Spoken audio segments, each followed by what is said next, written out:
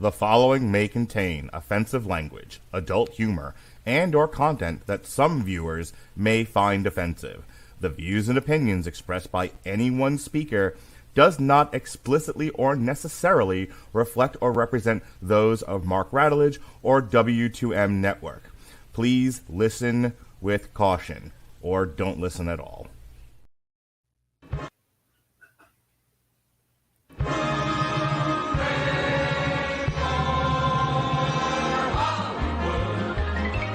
Valley, hooey, Hollywood, where any office boy or young mechanic can be a panic with just a good-looking pan. And any barmaid can be a star maid if she dances with or without a plan. Hooray for Hollywood, where you're terrific if you're even good. Where anyone at all from Shirley Temple to Amy Semple is equally understood. Go out and try your luck. You may be Donald Duck. Hooray for Hollywood. Ladies and gentlemen, boys and girls, children of all ages, you are listening to a Radulich Broadcasting premiere podcast, Damn You Hollywood. And here's your host. He's the king of rock. There is none higher. Sucker MCs should call him sire. To burn his kingdom, you must use fire. Robert Winfree won't stop rocking till he retires. Now, Alexis Hejna likes to rock the party and come correct. Her cuts are on time and rhymes connect. She's got the right to vote, presumably, and will elect. But other Radulich and Broadcasting Network members can't stand her, but give her respect. Ladies and gentlemen, Robert Winfree, and to a lesser extent, Alexis Hejna. How do you do, sir and madam? That was overwrought. Like, that needed another pass through editing. You needed to kill some of your babies there. You know what? I'm sorry, Mark. Can we get the eye color chart out just to double check on how white you are? So, I didn't want to go like full straight out of Compton on that one. I wanted to do it more as like an intro instead of just like straight rapping it. I thought you were going to do We Didn't Start the Fire. I was out being responsible today. You know, instead of being social, now I'm responsible. So I didn't have somebody time. Has to be. Yeah, somebody in this house has to be. Somebody on this podcast has to be. No, the podcast isn't. No, like this is where we all come to decompress. You're not fucking kidding, man. Listen, I was going to just do the whole thing. I was only going to do that first four verses for you and leave it at that. Like, ladies and gentlemen, Robert Winfree, the king of rock. And then I was like, I'm gonna give Alexis some love. I want to give Alexis love. I want to love on Alexis. I love on you all the time. But you're both here. But the lyrics were kind of insulting to me. Hi, I'm Mark. Have we met? I'm gonna say like that is kind of the bag here. What the fuck are you talking Come about? on, be nice. I have spent the last week and a half watching 13 movies for you.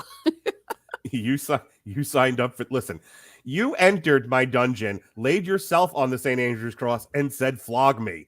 What am I supposed to do? Not flog you when you request that of me? Well, fine, you can flog me, but quit locking me in the basement when you're done with me. Hey, Robert Winfree, did you want to do a podcast tonight? You know, I just don't like you no more, Mark. But I'm nice. I don't understand. When we get to that movie, Rob, spent 2 hours yesterday telling me about all the shite you found in your wee daughter's nappy. I can't do it no more. Okay, seriously though, Robert, I am going to quote what you wrote on my Facebook page about that movie when we get to it. I'm down. I said that publicly, and I told Mark that publicly too. I watched the Banshees of Ed Sheeran with Kelsey and Chris, and I looked at Kelsey and I went, "Oh wow! Now I understand why this gave him an existential crisis and what I'm in for on Monday." I really did. The Banshees of Ed Sheeran is definitely a look into our future, Robert. I get it now. I don't think you're going to cut off like fingers and like throw them at me and kill my donkey. I mean, fly down here, punch me in the face, and yell "not funny," sure, but And, I'll tell you why. Like when we get to Banshees, I'll tell you why. Like that the Brendan Gleeson character is not who gave me the existential crisis. So please, let's get on with this now. I'm ready when you are. Well, am I introducing this or you? Okay, Do your fucking job, monkey. Sorry, I forgot that we hadn't done that already. 5.5 minutes in of just BSing. Yeah, tonight, everyone, for those of you who don't know or have not picked up on the hints we've been giving you verbally, we're talking about the Oscars because someone has to, I suppose. They're a dying entity. Last year, I did 72 different triple features covering Oscar contenders. This year, I'm social. We get one. This is because in the recent years, we realized that when award season comes around, we have absolutely nothing to write on the trending hashtags because we normally don't review Oscar bait. Let me quick tell you how yet a woman has ruined a perfectly good man club yet again. Here we were, naked men, just talking comics and movies and pulling on each other's wieners. We were having a good time. None of that. What? and I say this for the audience out there who may not understand Mark's references to the Little Rascals, basically, is what's going on here. Yeah. There was no nudity on camera. Yeah, not on camera. There was no pulling. Not on camera. Again, for the purpose of the podcast, there was no pulling. So Wait a minute, whose ghost hand was that? That would be Kelsey's. It's like I just all of a sudden float. It's like it's an appearance from Sting from the Addams Family. Yeah, occasionally I get like a ghost rub. Anyway, so there we were. We were talking.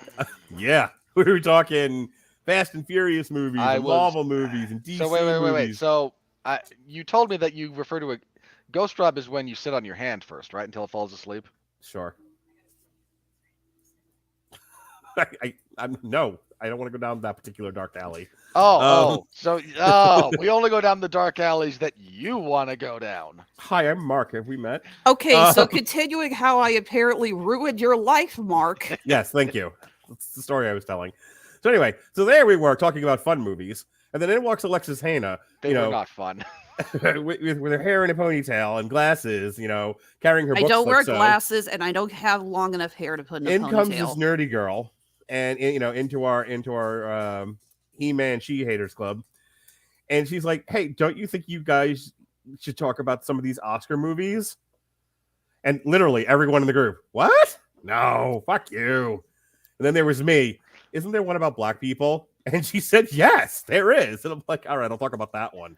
Mark could not wait to review the Green Book. No, it was wrong movie. It was Judas and the Black Messiah.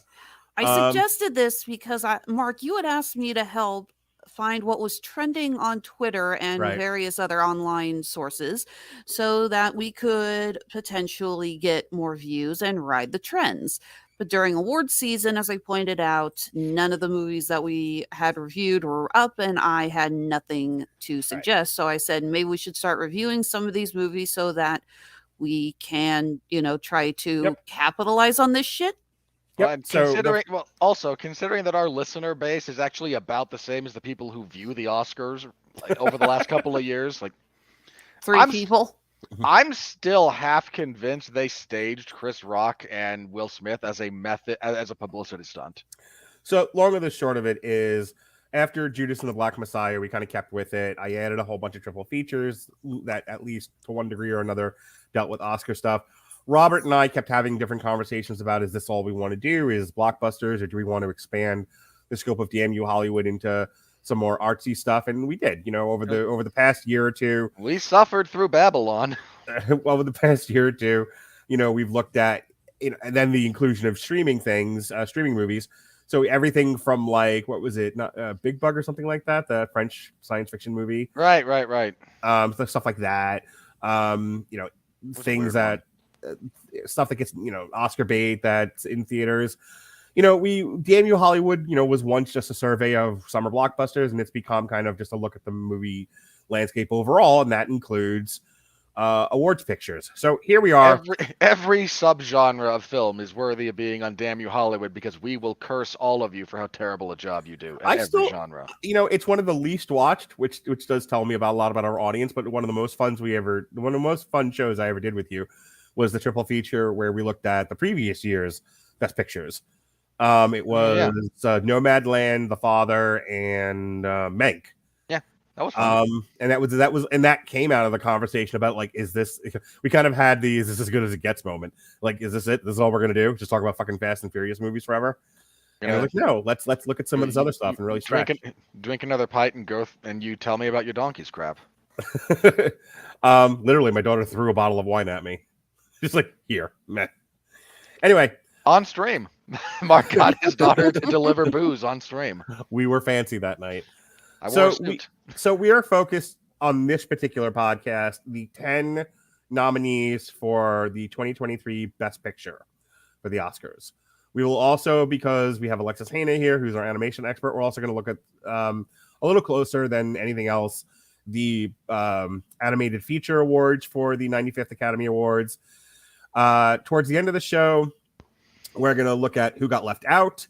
We'll take wild swings at who we think will win, and then we'll kind of quick go through the other categories, and that'll be the show. So here are the nominees for Best Picture.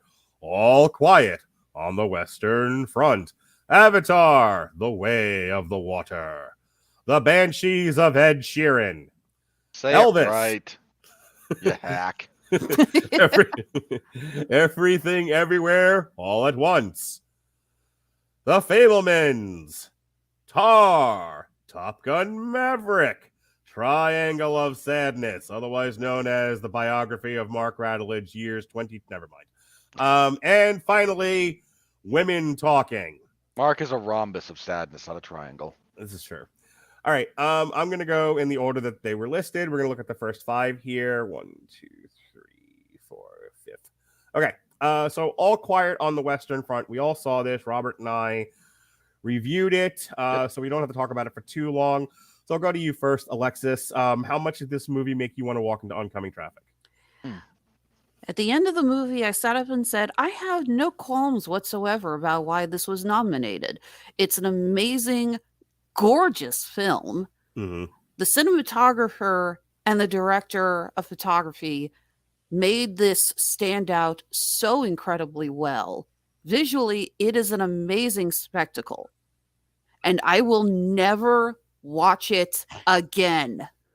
Do you regret now asking us to start reviewing Oscar contenders because this is where it led you? No, actually, because I enjoyed watching it with my husband because he wanted to see it because Andre's a big fan of war pictures. I do remember messaging you both. We watched it dubbed because we were both working on some stuff on the side while we were watching it because my husband and I are both crazy-ass workaholics. And we realized there is no way you could watch a subtitled movie while you're working on another project because you have to look down, look up, look down, look up, look down, look out. It's like, wait, what did I miss? So I remember messaging you guys. I'm like, please don't tell me you're going to, mock me for watching it dubbed. No, and I watched. Both, yeah, but then I realized, oh, yeah, these two aren't giant anime fans. Of course they're not going to make fun of me for this. Hey. I'm insulted by that. I watched it in dubstep. But, Robert, you get what I'm talking about. I do. And I can't call myself a giant anime fan, but I'm notable. So I was listening to a podcast on the Oscars. I think it was The Town that was discussing it. It's really my only contribution to the topic. As far as our All Quiet on the Western Front, we talked about it at length. I don't want to revisit all that again. Go listen to that podcast. But the Town brought up something I thought was interesting. Thinking about previous year's Best Pictures, this was an odd choice, if only because normally they don't include foreign films into the Best Picture. They are the exclusive purview of Best Foreign Film, and they might sneak into some other categories. But the Best Picture ones are usually American domestic pictures. And this year, and I think this deserves at least a brief discussion or two. There has been over the years a decline in people watching the Oscars. Just a bit. Pat, friend of the show, and my partner in the boxing podcast, a real man's man, Pat Mullen, whenever the subject comes up in our group chat, always goes, "Who gives a fuck?"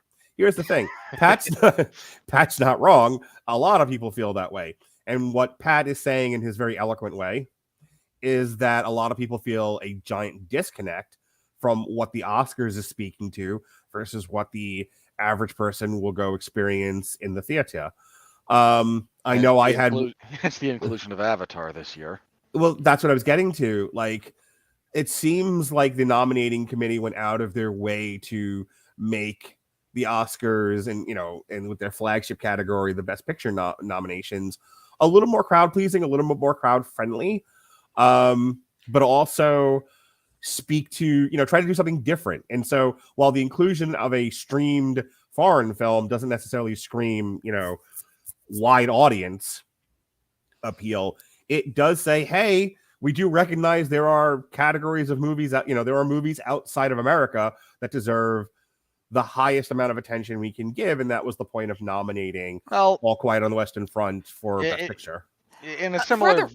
sorry. I was just going to say, for the record, I've got the list here. Since the start of the Oscars, only 14, and actually I'm using the term 14 with a grain of salt here, 14 films listed here have been foreign films nominated for Best Picture, but a couple of them, like it's got Babel listed here, which had... I wouldn't call that yeah, a foreign film. Letters from Iwo Jima. That I actually would categorize that because it's entirely in Japanese. All right, Robert, what were you going to say before Alexis so really ran you over? I'm sorry. No problem. Like I was going to say, just to your point, this has happened before because Parasite won a few years ago, and that was an entirely South Korean production. Okay. All right, so let's move on to the next one because I don't want to spend too long on each one of these. Another one that we reviewed already on here, Avatar: The Way of the Water. This is the Oscars standing up and going, please, please, please, please watch us. We know a lot of you watch this movie. Please watch the Oscars. Please, please, please. We like to pretend that we matter. Okay, so Alexis, you haven't seen this one, yeah? When you asked me to be on this discussion, I pretty much just texted you and said, please don't make me give money to James Cameron. So, all right, Robert, you and I discussed this at length with David Wright. Please go check out that review. So let's kind of focus on... that is the cynical and probably correct point of view as to why it was nominated for Best Picture. But let's take the cynicism out of it for just a second. And talk, like, realistically, why it would be nominated. Story-wise, which goes into, how good a picture is. It's garbage. The story is crap. Yeah. The story's crap. The acting's crap. I still stand by what you called it. It's a tech demonstration. But I think that's what they're basing this. They're basing it on two things. One, I think, and I'm really agonizing over this because the capitalist in me is like, yes, you should nominate. You should make a populist choice. Make the most successful movie of the year at least a nomination for Best Picture. Money matters. The artist in me wants to beat that guy up and shove him in a locker and say, except the artist in you is weaker than the capitalist in you. I've seen them. This is true. That's going to end badly for the artist in me. But the artist in me is going, but the picture is the thing. And it's realistically, Avatar is probably one of the most prettiest movies of the year. It's gorgeous. There's a couple of its technical nominations that I do not object to at all. I object to it being called the Best Picture of the year. I object to it being nominated for this. There's a handful of other movies that could easily replace it. That said, it is not the most egregious of the nominees, even though the nominees got nominated this year. Like, there are, believe it or not, other movies I would pull off of this before Avatar, which speaks more to some of the other nominees than it does anything else. Yeah, there are some odd choices this year. The only thing I'll say is this. There is an argument to be made. I don't know how good of an argument it is. It's certainly worth a debate over, do all of the craft elements have to be perfect or near perfect to be legitimately nominated for Best Picture? The answer to that question is no. You don't need everything to line up. Your story should not be ass. And your entire cast of actors should not be utterly interchangeable with any other random group of human beings on the planet. All right. So even with that caveat, this is still a wild miss for you. This is James Cameron going, I have pictures. You will at least nominate me. Actually, can we all just breathe a sigh of relief that he didn't get the Best Director nomination? I would have thrown something. There's okay, here's my hot take about Avatar. Of all the utterly replaceable segments of that movie's success, James Cameron is actually near the top. A glorified chimpanzee could direct that movie. Yeah, I should explain. I didn't want to see it not only because of the multitude of articles that came out proving that James Cameron is an asshole. Yeah, I don't care about any of that. The problem with me, okay, when I saw the first Avatar movie, the problem that I have with it and its sequel is not that it's a bad movie. It is a bad movie. It's a very beautiful bad movie. But if that movie had not gotten the reaction it did, I would have walked away saying, yeah, whatever. My problem with the Avatar movies is the abundance of people standing up and applauding it and saying how brilliant it is and how amazing it is. And I'm like that scene from The Critic where Jay Sherman's like, you shouldn't be applauding. You should be throwing things at the screen. That's not the right reference. The right reference is me shaking my son after doing an entire rant that I put on TikTok about people applauding at the end of No Way Home. And me going, the next step in this evolution of audience participation in filmed product is people throwing roses, Robert Winfree, at the movie screen, and then screaming at my son to go to bed. If that becomes a thing, I'm going to go to my local hardware store. I'm going to buy a spare car antenna. And I'm just going to carry it around like a samurai sword. And when people start behaving badly, I'm going to start hitting them with it. All right. I'm going to go to Walmart and buy a bunch of silverware and start chucking spoons at people. All right. The first movie of this list of 5 that we're starting with that we did not review and that we can actually kind of talk about craft-wise, The Banshees of Inisherin. Thank you. You're welcome. I love you. No, you don't. The funniest thing I've heard in the past couple of days is Andrew Graham going, why do you continually have to make things weird? ... We love you, Andrew. You're not wrong. Let me first say that I enjoyed of all the. So I saw 6, reviewed 5, which left 4 that I hadn't seen. This, Tar, the Fabelmans, and Women Bitching, and this is the one I like the most out of all 4, by a long shot. This is the only one I didn't fall asleep on. For my opinion, the entire Best Picture thing is a 2-horse race between Everything Everywhere All at Once and The Banshees of Inisherin. Like, those are the 2 best. This has the richest, most snappy dialogue and performance of said dialogue of any movie nominated for Best Picture. I think it's hard to fuck up Ireland, and this movie doesn't. That's not what I'm saying. But I mean, I started to say this has great cinematography, beautiful settings and landscapes, and then I went, oh, Ireland. Duh. The only other place that's like more naturally beautiful is fucking New Zealand. But that being said, I suppose it's possible to shoot in Ireland and still fuck it up. It is. They don't. This movie is very pretty, and I think thematically, the movie works on a multitude of levels. I haven't checked to see like Best Actor or anything, but I mean, Colin Farrell, he's nominated. Good, he deserves it. I mean, he's phenomenal in this. And all I can think about is this is the same guy that played Bullseye in the Ben Affleck Daredevil movie. Not only is he up for Best Actor, but Brendan Gleeson and Barry Keoghan, is that how you pronounce this?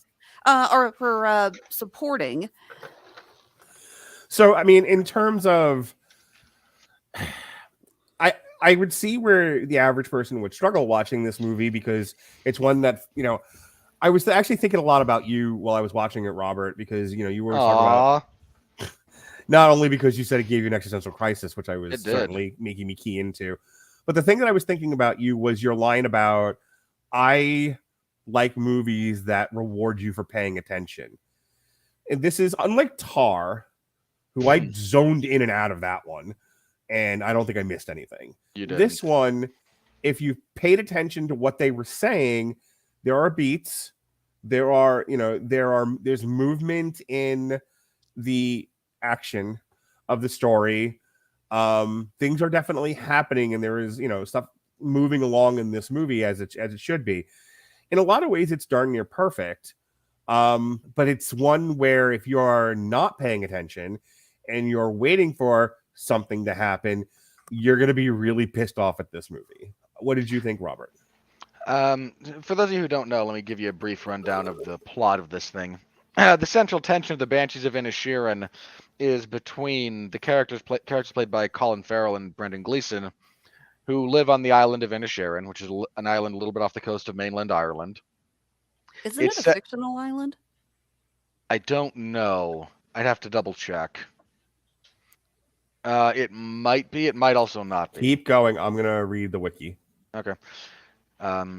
There's plenty of islands like this one that do exist, if this one itself is fictional. It's set during the Irish Civil War, so this is 19... It is fictional. Okay. I forgot the year. It's like I'll say 1920s. Yeah, because the Irish got independence from Great Britain a little after World War I, and then they had their ongoing civil war amongst themselves, which is... I'm not here to give you a history lesson. It's... Nope. But these two have been friends on this island for a long time. They've been drinking buddies, and one day Colin Farrell goes to see his friend, Brendan Gleeson, and goes, "So I'll see you at the pub, right?" And Brendan Gleeson ignores him. And Colin Farrell doesn't really understand. And a little bit later, Brendan Gleeson says, "I don't like you anymore. I don't want to be your friend. You're dull, and I would like to devote my life to something that I think is meaningful, not what we've been doing." Colin Farrell objects to this.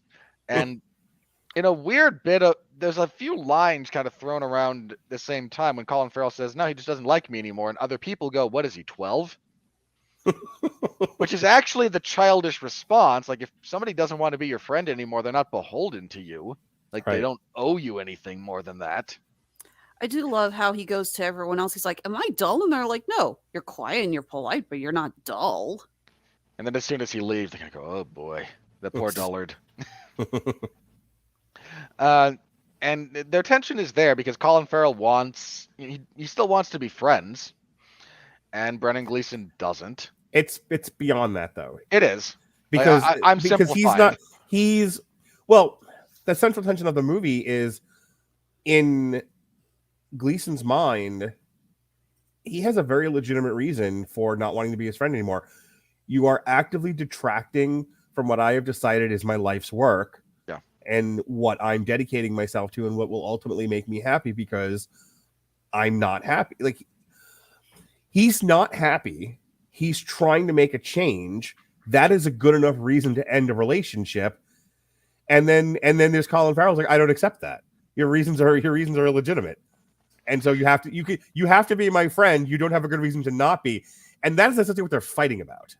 Yeah, and Brendan Gleeson's response is, "Look, if you don't leave me alone, I'm going to start cutting fingers off of my left hand until you do." Yeah, and it's important to know that that's his fiddle in hand. Yeah, because he wants to devote his life to music. And Colin Farrell's...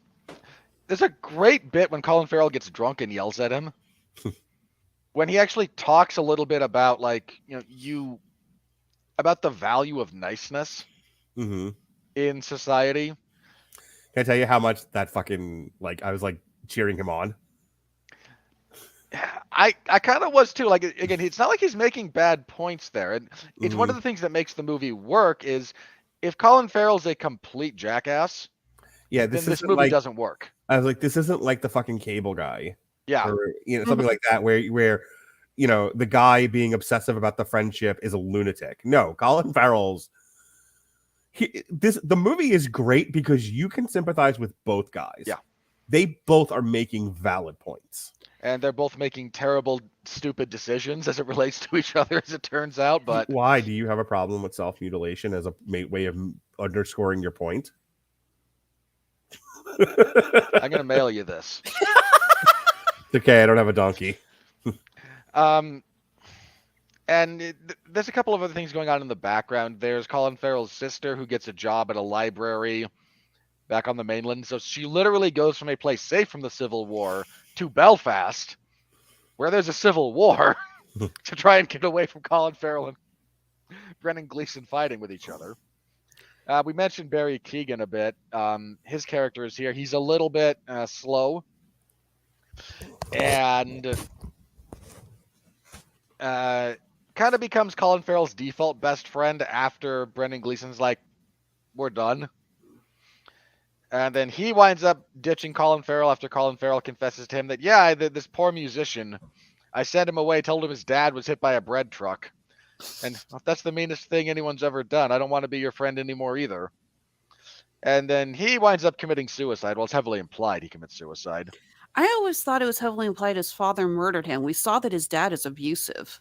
His dad is abusive, but the way he reacts after he finds the body was kind of my key about. No, this is done by the same guy who did In Bruges. Which explains why we have the lead actors, because those two were amazing in Bruges. There's a real kind of subtle horror element to this, like a haunted element to this story, where the island itself is kind of takes on a purgatory role. And right before, like the last scene, we see Barry Keoghan's character alive, and his name is Dominic. He's being beckoned into the lake by the titular banshee, who's just the old woman of the island. She's across the lake and kind of beckoning him on, and after he is rejected by Colin Farrell's sister, I got the sense that no, he decided his life was no longer worth living, and the witch leads his abusive father to him to find his body later, and his father breaks down a little bit because the people in this movie are complicated.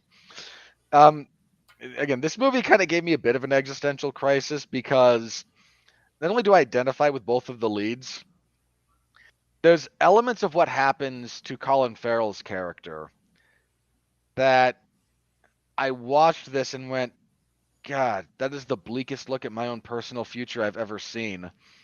And it really... Alone in a house full of animals? Alone, only really connecting with your animals, your favorite animal dying, the people around you leaving, and your own inability to do anything else about it, to even reach out for help in any kind of meaningful way. Gosh, I want to ask you a question, but it's way personal, and I don't know how much it has to deal with the movie. Go ahead.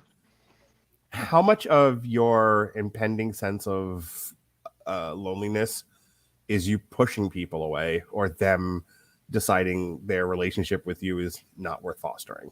I have no idea.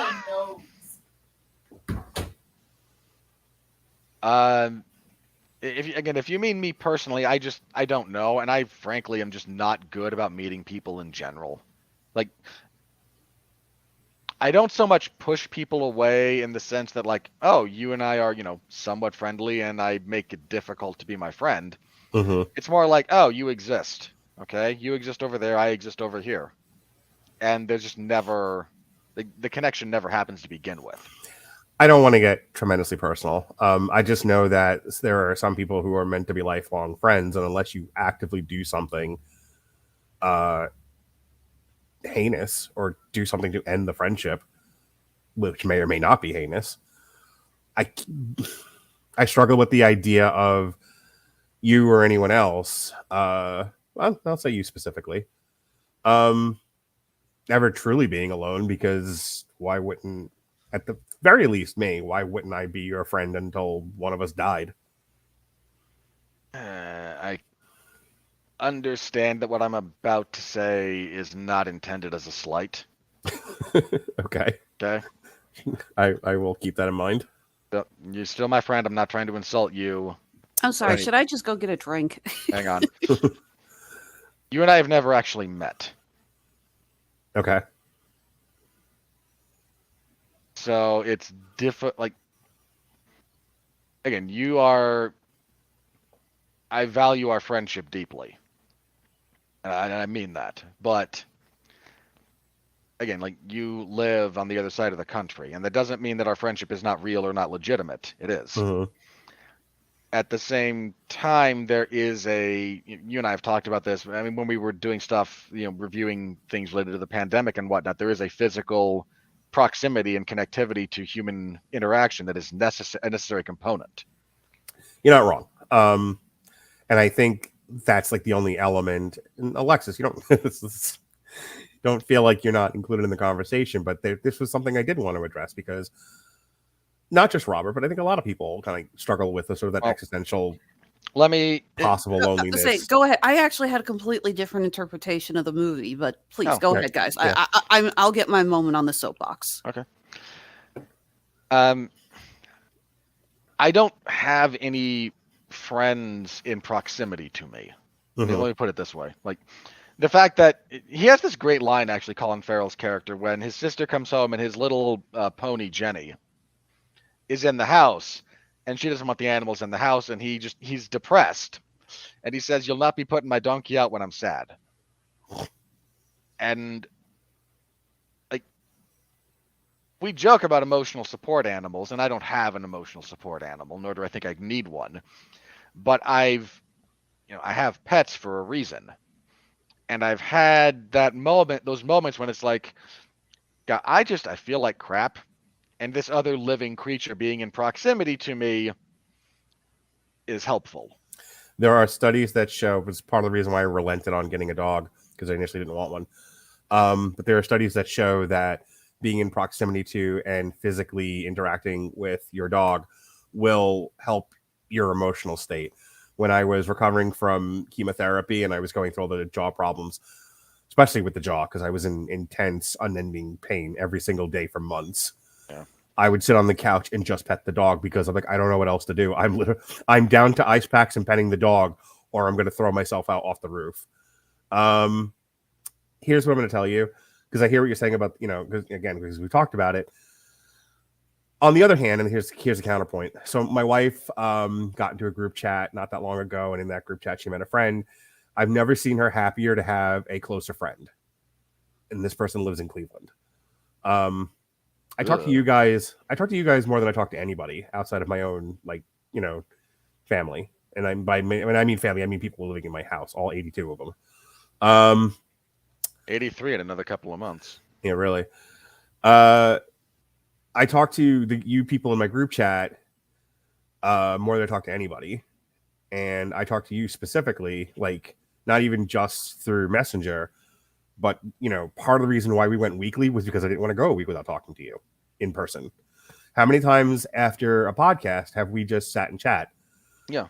When I was going through my struggles last year about the change in my marriage and how depressed it was and angry it was making me, we spent so long talking about the Northman, both during the podcast and then after. It killed the network.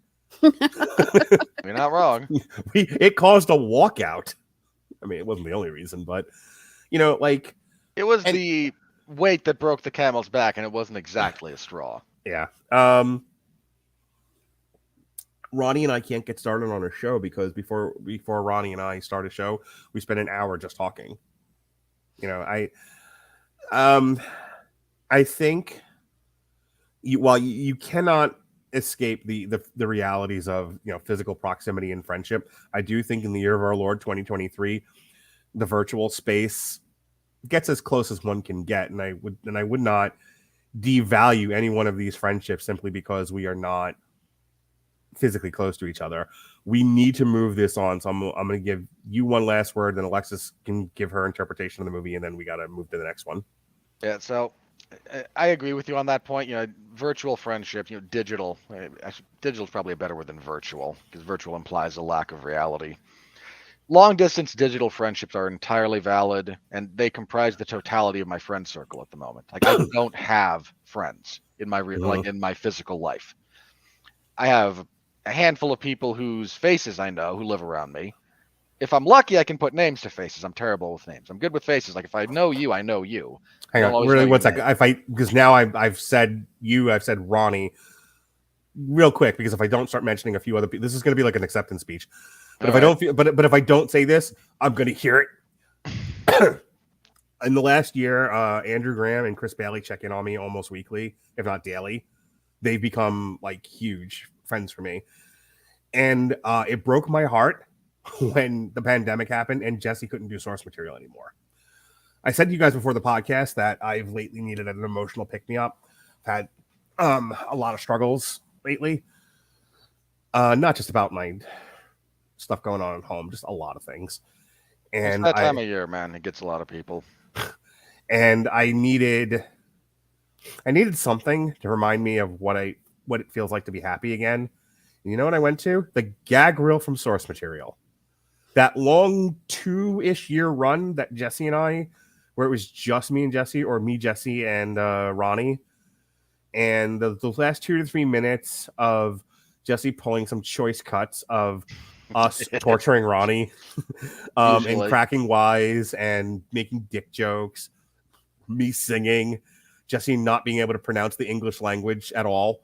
I mean, in fairness to Jesse, some of those names are not like, it's not really English. It's the English translation of Cyrillic. Anyway, what I wouldn't have given up to change things so that Jesse didn't have to leave doing Source Material when he did in light of the pandemic. Because I lost a friend for a while, and that's the time I'll never get back with that friend. And even today, we don't talk nearly as much. You know, part of the reason why I started doing the David Simon thing was I needed my at least once a month with Jesse because I didn't have it anymore. So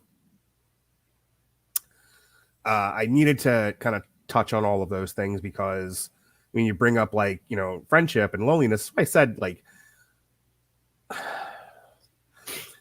you know, if the existential crisis was the fear of getting to the end of your life and being alone, I mean, there are no guarantees in life, but from where I'm sitting, I can tell you that I can't imagine why you would be, because we're all here. And again, I appreciate the sentiment. I got it. Finish your thought. Sorry, I needed to make sure I addressed certain people. You're good. I understand. So again, like both of those characters and the way they interacted, like it messed with my head in ways that were intentional. And I think, you know, when I say good, like I don't mean that I felt great, but it was the sign of good art that it affected me the way that it did. Art should make you feel something. That's what I keep saying on every podcast. Avatar succeeded at making me feel nauseous, so I suppose that qualifies. In the interest of time, go ahead, Alexis. 50 words or less. Your interpretation of the film was? I saw it as an interpretation of not being able to handle one's depression. Robert, you and I have talked before on the show and, you know, off camera, about how we both have dealt with depression and anxiety. And I have seen so many people who are unable to deal with their own issues, so they push them out towards others. When I looked at Brendan Gleeson's character and how he basically said, I'm going to devote everything. There's multiple scenes with him talking with a pastor, and the pastor says, do you still have dark thoughts? So I knew that this was something that he dealt with. I saw this as the idea of, I am upset, but rather than deal with my depression and what is truly causing it within me, I am going to push the blame on this one person, and I'm going to basically cut them out of my life, and I'm hoping that that will make me happy.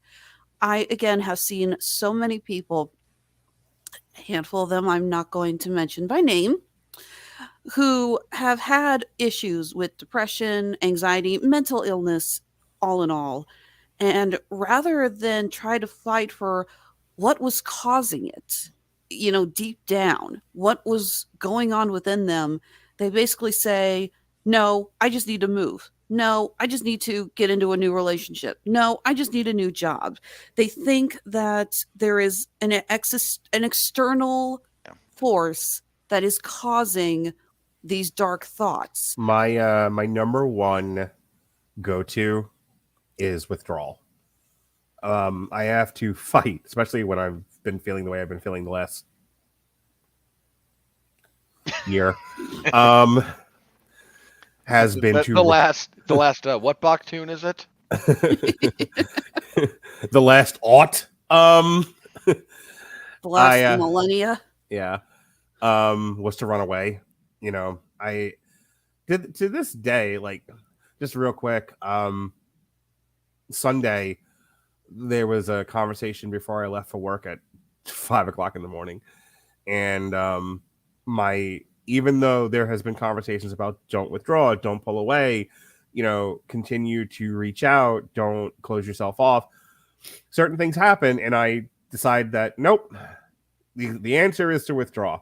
And that is exactly what I said. It wasn't even so much like I'm sad, I need to get away from everyone. It was like, you clearly don't need me in your way right now.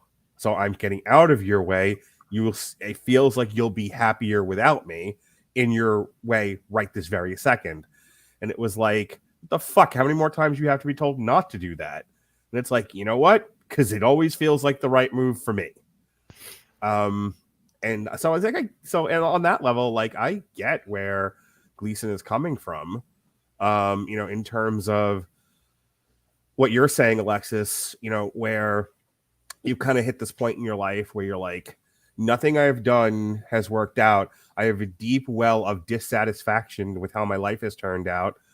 And maybe I need to not people for a while and focus on the things that make me and bring me joy. Maybe I need to focus on me and the things that bring me joy. Sorry. Like I said, the computer in my brain just, froze. Sorry, I didn't mean to give you the blue screen of death there. But again, it's something that I've seen a lot of people do. For me, the Banshee, and I do need to go ahead and say about how much I value your guys' friendships as well. Mark, I've told you before, I have a few friends here in Kansas City, but as someone who travels for a living, majority of those I would consider my friends live all over the country, and I'm lucky if I get to hang out with them 5 times a year when we all work the big shows. And even then, getting to actually hang with them, good luck with that. We all have other people to hang with. We're all busy. We're all exhausted. I may get a chance to say hi to them. Working this podcast is what keeps me afloat during the winter when I have no shows. I don't get to see a lot of my friends. Majority of my friends here in Kansas City have kids, and I don't have kids. I have dogs. And it's very hard for somebody who doesn't have children to hang out with someone who does, because you're on 2 completely different planes of existence and communicating is not really possible. So I am so grateful to have this, to be able to talk to you guys, even though I am in the void right now because I don't have my camera. But, working the show with you guys is such a saving grace for me, and I really appreciate it. But that is my interpretation of the film. I saw someone who decides to focus not on themselves to cure what is sad, what is making them so sad, but has decided instead to point it like a loaded gun at the easiest target they can find, and that stretches out to the community around them. That was my interpretation of the movie. I think the great strength of the movie is that it lends itself to multiple interpretations. I don't think there is a purely right one. That's one of the things I love the most about art. I love being able to, look at a painting. I was like, I don't know. I see a bird. Robert sees a plane. You see Superman. you Robert, get what I'm saying? Yeah, no, totally. You went there with all 3 of them. You look like you're chomping at the bit, so please say it, but 10 words or less so we can move on to the next movie, because we're almost at an hour. We still got a lot to go. Good. All right, moving on then. Okay. Oh, no, sorry. I did have one thing. God, we should have just done a fucking show about this movie. We really have so much to say. Oh, we could have. The Banshees of Inisherin and the value of friendship. If you... 2 things. One, about the movie itself. Mm-hmm. If you want to know why we think it's one of the front runners for this, look at what this spawned in the discussion. Whereas what we're going to say about previous movies, even though if you go back and listen to some of the full reviews we've done for them, we're not nearly that. We don't nearly get into it like that. Second, it's again about the value of friendship. I mean, our entire group is within 10 years or so of each other age-wise. And I think one of my favorite tweets from an account that I actually follow was, no one talks about Jesus' greatest miracle. He had 12 close friends into his 30s. Well, 11, but Elvis, directed by Baz Luhrmann. This was the only movie that I saw in theaters that got nominated. Before the nominations came out. When the nominations came out, I was like, oh God, I have got so much homework to do. I think I said everything I needed to say about this. Robert, this feels like, again, the nominating committee was like, what categories of shit do we want to nominate to make sure everyone feels represented? we really should try to have we should try to have something approximating a musical here, right? That's where I was going with this. It was like, what musicals came out this year? The closest thing is Baz Luhrmann's fucking Elvis movie. What the damn it, I can never remember the video that he did. Oh, it's Everyone's Too Cool to Wear Shades or some shit like that. The fuck did he do? That joke would have been funny if I could have remembered anything. Anyway, Luhrmann makes movies that have a flair to them that Academy members like, is the only way to describe that. He does have a very impressive style. And I think that style worked well for telling the story of Elvis. The bright colors, the flashes, the lights. Everybody's free to wear sunscreen. That's the fucking thing I was thinking of. I can never remember the whole title. Go ahead. Anyone at all? I'm just going to say this. I am on the fence about whether or not the movie as itself should have been nominated. Ditto. I thought I enjoyed it. I don't know if I enjoyed it to the level that I felt it was nominated. But as I said in the chat, the fact that Austin Butler, who played Elvis, got nominated is all I needed. I was like, look, I don't care if the movie itself wins or not, but I am so glad Butler got the nomination. He deserved it. I don't think we were overly critical of the film. We were way critical of Tom Hanks, who needs to never do an accent again for the rest of his career. I'll be okay if he just never acts in film between this and Pinocchio. But but I'm thinking back to the review we did with Jason, and I don't remember us being tremendously critical of Filmcraft besides Tom Hanks's performance. Well, I had a handful of issues, but nothing major. But I think, but I'm thinking back to my top 10 list and how this wasn't on there, which means there are 10 movies I thought were better than this. And this is the first one that we've talked about so far that I legitimately think didn't deserve a nomination. Like, I'm okay with Avatar. I'm okay with Avatar for the reasons we discussed. That's why we had that discussion. Yeah, you're okay with it as a bait for the audience to start tuning in. I'm okay with it as, I'm going to keep using this phrase, I'm okay with it as a populist choice. I'm not okay with Elvis. I really feel like this one was, how many musicals did we got this year? One, and it's Elvis, and that's it. That's all you got. Like, all right. I mean, I'm actually curious now, like, what best musicals were even nominated. If you look up the Golden Globes for best musical or comedy, that'll give you some ideas, I imagine. Anything else about this one before we move on? Not much. Is there not a best musical category? For the Oscars, no. Oh. For the Golden Globes, it's best musical and or comedy. Yeah. Oh, well, in that case, now I somewhat see what they were doing here. But yeah, I think this is a bullshit nomination. Again, I think we're all in agreement that we're glad Butler got nominated for Best Actor, but very fair nomination. He did a good job. This is kind of like Avatar. There are a half a dozen other places I was okay with this being nominated. Best Picture wasn't one of them, and I think that's that's kind of the running theme with a lot of these nominations. Like, these were okay in other places, but they're not the best movies of the year. Like, this is a kind of a shit list. I still enjoyed the movie. Again, I don't know if it was worthy of a Best Picture nominee, but I walked out of the theater and did enjoy it. All right. The movie that probably should win Best Picture, the movie that absolutely deserves its nomination, is probably the best movie of the year when you look at all the movie craft elements, is Everything, Everywhere, All at Once, directed. Hang on. Directed by Daniel Kwan, starring Michelle Yeoh. Everything Everywhere All at Once was what, I always make this joke of, like, if you ever watch Damn You Hollywood and think, do these guys ever fucking like a movie? Yes. Check out the triple feature we did where we spent an hour gushing about this movie.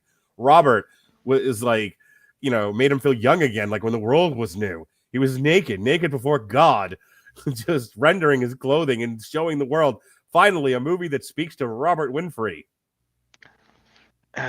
Why must you be you? That gotta be me. No, you don't. You could be better. Yeah, this is my favorite movie of the year. This is the one I think should win. It is emotionally resonant. It is superbly crafted. It is superbly acted. It's very well written. It's also the only movie all year, and there's very few of these movies that come along nowadays. This thing plays with the medium of film. Yeah. In ways that other movies do not. And I that wish it had kind made more of money. I wish it had made more money and then A24 bought Lionsgate. That would have balanced the world. If you read the IMDb page and look into the behind the scenes of how they filmed so many of these shots, it's incredible the techniques they came up with to get some of these. There's actually not as much CGI in this film as people think. They really had to get creative. It reminds me a lot of what we read about in the early days of what Robert Rodriguez and Steven Spielberg had to accomplish with lower budgets. I love seeing movies like this that show, okay, we're limited on this, so let's instead invest on this. And I love that. When people used to make films instead of video games on big screens. You're not wrong. Pretty much. No, I agree. This, okay. I'm actually going to say this or The Fabelmans is my pick for Best Picture. That's fair. I'm allowed to have my opinion. You're allowed to have an opinion. I mean, it's wrong, but you're allowed to have one. Oh, fine. I'll go back in the basement willingly after this. Flog yourself. The other thing about Everything Everywhere All at Once, again, it not only messes with the medium, like it has this beautiful moment of like Michelle Yeoh's character going through these emotional scenes and trying to rediscover herself, and then we smash cut to the everything bagel, and it's beautifully comedic. It is a wonderful blend of the absurd and the sublime. Yeah. Like we need to reward movies like this because I said this about Fury Road when it didn't win, and it should have. Like, because what one that year was, if memory serves, Spotlight. I got nothing against Spotlight. It's a fine movie, but I've seen it. And a dozen more have come out since then. There haven't been a dozen more Fury Roads. Like, that's kind of a one-of-one thing. And there are circumstances wherein the Oscars need to, my opinion, for whatever their value happens to be, they need to be willing to throw their stamp of approval on stuff that is unique and great. And Everything Everywhere All at Once is unique. Again, it's kind of one-of-one. It is brilliant. It is beautiful. It is moving. It is everything. It's weird that in the same year we get a Steven Spielberg movie that is expressly about the movies. This is the movie that is what movies are about. Yeah. It's amazing that, that I like that statement. This is a movie about what movies are about without giving Hollywood a hand job, which is The Fabelmans. All right. Well, Antar. Yeah. Oh my God. We'll get to that. We'll get there. Some talky fucking movies, man. All right. We have Alexis Hejna here, and while while she likes to bring out the sadist in me, and and I do enjoy abusing her, she is love you, honey. Me too. She is somebody who that is not healthy. Just throw that out. That is not healthy. Just throw it on the pile of my other unhealthy relationships. She is my expert in animation, and much to the chagrin of other members of the Radulich Broadcasting Network, her shit fucking gets viewed. Whether it's because she promotes it in the right places or for some odd reason we attracted a weird fucking animation crowd. That reminds me briefly, like this is a behind the scenes thing, but do you know what happened on the 8th? Because we got it was the day after our Knock at the Cabin review went up. That's all I can tell you. Okay. I got to tell you, I haven't seen Knock at the Cabin yet, but after spending pretty much this entire weekend at the movie theater, I saw a lot of the posters for Knock at the Cabin. I want to salute whoever came up with the posters. Those very Saul Bass minimalist style creations, those were beautiful. I am a Saul Bass addict, and I love seeing posters that pay homage to his style like that. Listen, if you could shut up so I can keep praising you, that'd be great. I'm just kidding. Sorry, my inner art student took over for a minute. Anyway, despite the protestations and chagrin of some members of my group, when we talked animation, when Alexis and Hejna is on here and we are discussing various animation projects, those shows do well. They get seen by a lot and get heard by a lot of people. And so I wanted to give her a spotlight here to talk about the Best Animated Feature Awards at the 95th Academy Awards, the Oscars, if you will. So take it away, Alexis, Hejna, come out of the basement.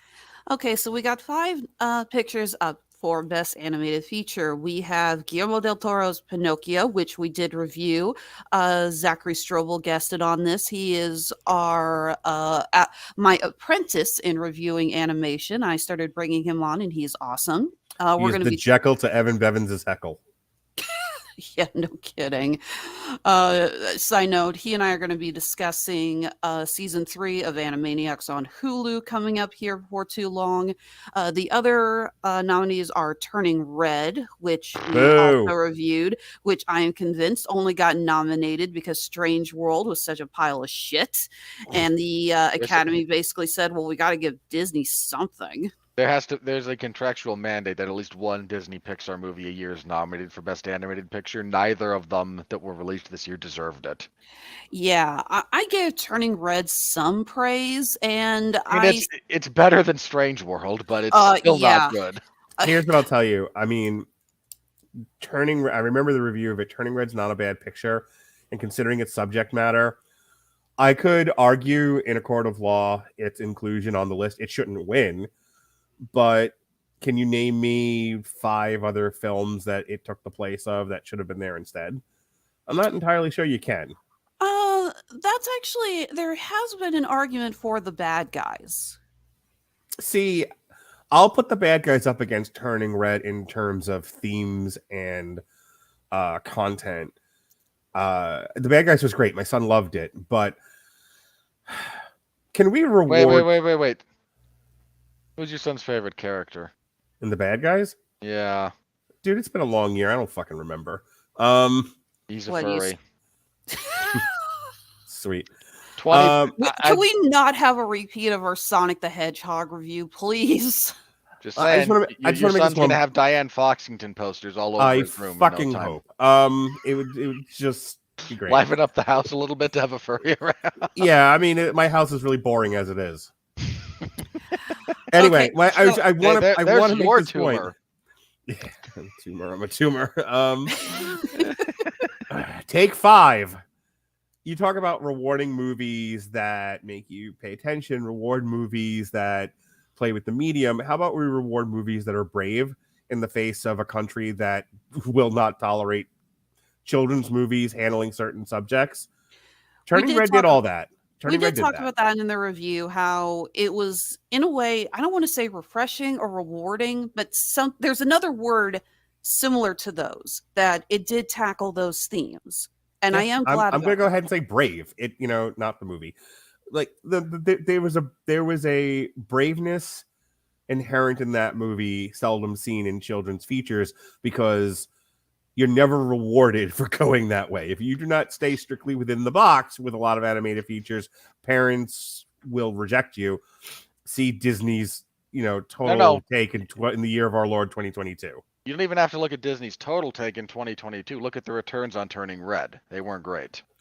It didn't go into movies though. It went straight to Disney Plus. I'm just saying. That annoyed the piss out of me that they yanked that out of theaters. Why? They knew they didn't have an audience. Yeah. But they put Strange World in theaters? Hey, I didn't. No. I'm not arguing in favor of Strange World here. You got to remember, up until this past summer, there were arguments to be made that, there was arguments about putting things back into it. I think that argument is now done. I don't think you're going to have stuff that was intended for, outside of like the disaster that has been Warner Brothers, which is again a whole other topic. Stuff that was designed for theaters getting Leslie yanked. Leslie Nielsen, nothing to see here. Please move along. Outside of I think stuff that is greenlit exclusively for theaters and stuff that is greenlit exclusively for streaming, I think everything's now at a point where things are staying in their lanes. A year ago, there was still a hot debate over whether or not it was worth putting something in theaters because people were still a touch afraid of going back to the theaters because of the unnamed virus of unknown origin. If you'll recall, I believe Turning Red came out around the same time that we started naming variants and pretending that was a thing. Yes. Unicron, Omnicron, Tron 3, all of it. So my point is, The Last Crusade. My point is, I think, talking about, first of all, there was no box office take, so that's a non-starter. They yanked it from theaters. I think at the time Disney was not willing to chance it, and they kind of put all their eggs in the Lightyear basket, and those eggs turned to scramble. Can we at least be grateful that Lightyear didn't get the nomination? Yeah, well, I mean, like that. No reason for it. This would be a whole other fucking argument. I'd be screaming right now. Okay, hang on. If the argument is that of the potential of the pool of available choices for Disney Pixar films during this Oscar season, is Turning Red the most valid of that pool? I would agree. Yeah, like I said, shallow pool between Strange World and Lightyear. Well, like I said, I honestly feel like Turning Red got nominated because it's a Disney Pixar film. I genuinely do not believe that if this movie had been made by any other studio, it would have been nominated. Okay. I wanted to go to bat for Turning Red because of those 5. Maybe not Guillermo del Toro's Pinocchio. I might have to walk that back a little bit. But I think I want to applaud the people at Pixar for taking a big swing. I really hate that, sometimes is Turning Red perfect? Not particularly, but not even especially good. But it takes a big swing, and we tend to focus on sometimes, and rightly so, but sometimes we focus on too much on the craft and not enough on what the intention was, and in the big swing that things take. And the intention was to burn a pile of money, just like that. Oh my God! Shut up. They warmed the homeless. We've only talked about 5 movies, and there's still 3 other animated films we need to go through. And I think Mark is going to kill us if we go over 2 hours. Take it away, Alexis. Okay, so third nomination goes to Puss in Boots: The Last Wish. I just saw this the other day for the first time. I remember when I saw the trailers for this. I saw the original Puss in Boots movie in theaters. I hated it. I thought it was terrible. Flames on the side of her face. Yeah, pretty much. It may have caused a few things at this point. But watching this, I actually sat back in the theater and I said, where the hell were you people in 2005? This is the movie we needed. Puss in Boots: Last Wish is good. It is really good, and I have no qualms with it getting its nomination. The story is great. The animation, it takes a page out of Into the Spider-Verse's style with a bit more of a 2D on top of a 3D look, which I think really lends itself to standing out. And I'm not kidding, guys. This movie had one of the best, most terrifying animated villains I have ever seen. You have a wolf who is armed with these scythes. He's wearing a black cloak. He's got red eyes, not like, Rainbow Dash red eyes. No, these are just staring into your soul red eyes. It's like Christopher Lloyd at the end of Roger Rabbit. It's actually me, Eddie. No, he's actually scarier. This, I am convinced that this wolf will go down as one of the best animated villains of all time. I stand by that. And his motivation makes complete sense. He's just sick of cats getting 9 lives because he's deaf. Did you see the movie, Robert? No, but I know that bit. Yeah, no, he is deaf, and his reveal is so good. You have this great bit where it's like you wasted 8 lives and you never appreciated a single one. So why don't we just go ahead and cut to the chase? And you see on his scythe that he actually has the 8 lives crossed off. And I didn't realize this, but I was reading about it, and I actually want to see this movie again now. You see all these little details. He's hidden in the background in the opening scenes when Puss is fighting a giant.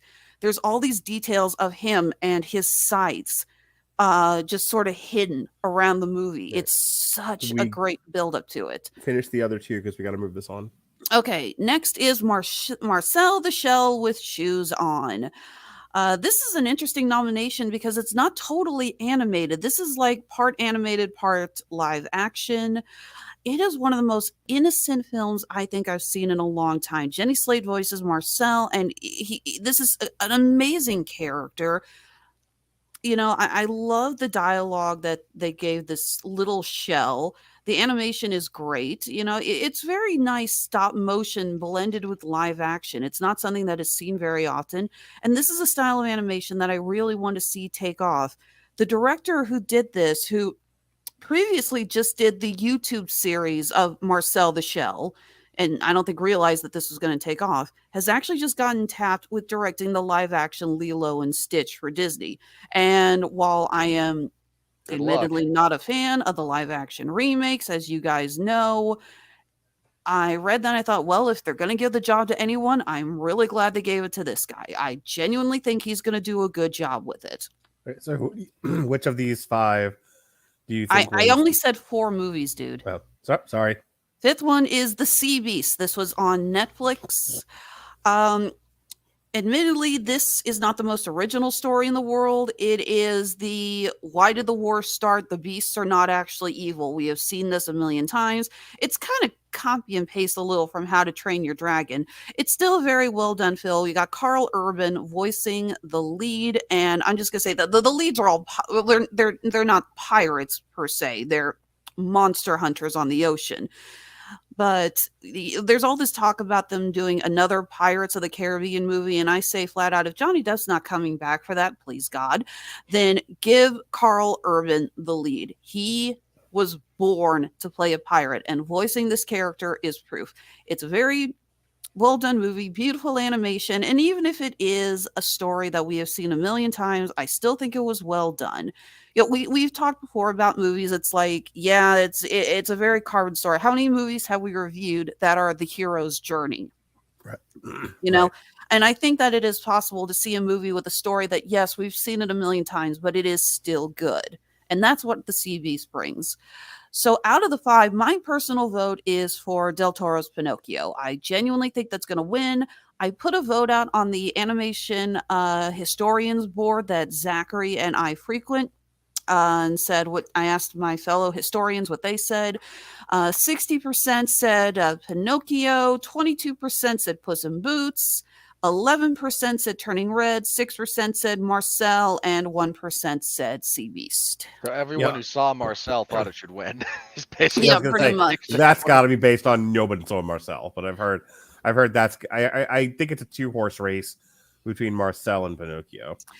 I would not mind if either of them won. I am partial to Pinocchio because that movie moved me to tears. And as I mentioned earlier, I am pissed as hell that the song Ciao Papa from that did not get a Best Original Song nomination, because that is a great song and it is just criminal that it didn't get its due. But of course, I freaking love Del Toro, and you guys can go watch our review of this to hear how we praise this. Again, what do you always say, Mark? It's like, oh, they just, they hate everything. It's like, no, we gave a glowing review to Del Toro's Pinocchio. We hate the movies you want us to like, is how this goes. Pretty much. All right. We hate the movies you saw and like the movies you missed. All right. Damn you, Hollywood, everybody. All right, now get back to our Best Picture nominees, The Fabelmans, otherwise known as Steven Spielberg jerks off Hollywood and himself. I just saw this movie today, and I still say this or Everything Everywhere All at Once are my 2 picks for Best Picture. I genuinely loved this movie. Look, I'm not saying it's a bad movie. I'm not. I don't think this is Best Picture quality. I think it's fine. This is Spielberg, let me say this. How do I put this? Part of the reason Forrest Gump won Best Picture, part of, not the only reason, you bunch of lunatics out there, part of the reason was it spoke to a nostalgia for that generation of Oscar voters and a lot of those film goers as well. It was the greatest hits of this generation of humanity, right? Right. This is Spielberg riffing on that idea by making theoretically the greatest hits of early Hollywood in the same vein as Forrest Gump. It doesn't quite work. Well, here's the thing. Like, the film... Also, the notion that anyone would be sexually attracted to Seth Rogen is comical. The film fan in me and the mental health person in me found things about this movie to latch on to and enjoy. But my personal ability to relate to the film does not make it a Best Picture contender. I can think of 10 other movies that I saw this year that are better than this one. I feel like I can accept certain movies getting a gift nomination for the purposes of everything we've already talked about. I don't want to keep belaboring the same points. However, that doesn't jive for every film. And this one, it's almost like it wouldn't have gotten nominated had Babylon not been Babylon hadn't been as problematic as it was. Thank you very much. Hang on. Let's take 2 steps back from this movie. Keep everything the same, but change the director and the composer, and it's not nominated. Right. I was gonna say there is no question John Williams is gonna win Best Original Score for this, and he darn well should. Yeah, I'm not saying that he doesn't deserve it, but considering that the only other he's retiring after he does Indiana Jones, and he's not going to get nominated for Indiana Jones. That movie might kill that poor man. But it's funny because like that's an argument in favor of Kraft. But again, the argument about Spielberg I think holds tremendous water. That if this is directed by Brett Ratner.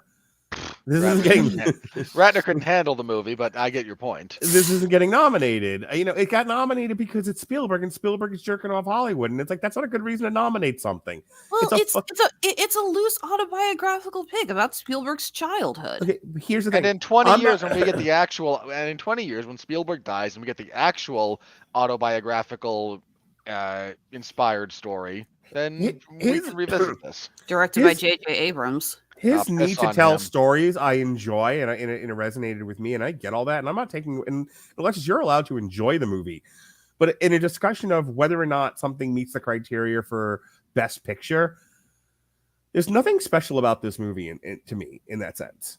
I think there are performances that I think are standout. There are themes that I think are interesting. One's descent into madness, the collapse of the family because the mom, can't keep her shit together. Or Paul Dano. I get all of that, and I think those are interesting things. But does that make it better than The Menu? Does that make it better than The Northman? Go fuck yourself. No, I agree. Menu and Northman did deserve to get nominated, no question. Especially over a couple of the ones we're about to talk about. Oh, no question. Maybe this movie speaks to me a little bit more. I actually wanted to be a filmmaker when I was a kid. That's exactly the point that I'm making. Like, I'm actually in agreement with what you're saying, except that saying that it should be a Best Picture because it speaks to us personally misses the entire point. Okay, I'm biased. I admit I am biased. I'm also biased on the grounds of this that there are so many times that this movie, people just go to Sammy and they say it's like, well, it's a fun hobby. You have no idea how many times I have heard that in the 12 years since I launched Honeysuckle Rose Creations. I have had family, friends, customers, so many people. It's like, oh, that's a nice hobby. And I just wanted scream at them. It's not a hobby. It's my job. Okay. We are with you. I was having a conversation with my daughter tonight, and so the modern school system is trying to make critical thinkers out of the average student, which is laudable, darn near impossible, because that's the kind of thing that you really need to be doing in college. But you and I have very different experiences with what the modern school system is trying to do to children. Okay, another podcast then. I was gonna say we only have another 40 minutes. We can't tackle the education system in the United States. Anywho. Finish the sentence. So my daughter she's in 6th grade and she has to take a critical thinking class, and she was, so on our daddy-daughter date tonight, she was lamenting. Teach her how to do her taxes instead, something useful. We're never going to get through this. So she's lamenting having to be taught proper essay structure, intro, body, conclusion. You want to know the real killer about the 5-paragraph format for essays? Oh, for God's sake, guys. Guys, I'm trying to fucking tell an anecdote here. Okay, when you get to college, they tell you not to write that way anyway. Moving on. So my point is, they are really trying to make thinkers out of the average student. That is the point of this class. That is the point of teaching her to write the way that she is. And she goes, but I don't really want to put facts and citations into what I'm writing. I just want to write my opinion. And I looked at her and I'm like, I fucking hate you. You are your mother and every other person I know, mostly women, that all you want to do is argue your emotional point of view and not back up shit you're saying with a single fact. And she looked at me. She said, Father, why do you say such things? And I said, because I am in pain, child. I am in pain. Because your line of thinking has been the undoing of the world. Have you not seen? Look Mark, around you. Mark, I say this with all sincerity. Tell your daughter she needs to go work for the student newspaper. No, seriously. You want to get her to understand that she needs to back up her shit with facts? Mm-hmm. Make her learn journalism. Will do. My point being, you have to go back in time and teach journalism. Journalism now is just what's your opinion and put it down on paper. Yes, Washington Post, former newspaper. Anyway, but I told that anecdote to kind of go along with what we're talking about here. About I think the thing that people struggle with me in particular is how easily I can divorce myself from my own personal opinion or my own personal gain on things. I am often saying, do the right thing, even if it hurts you. I joke about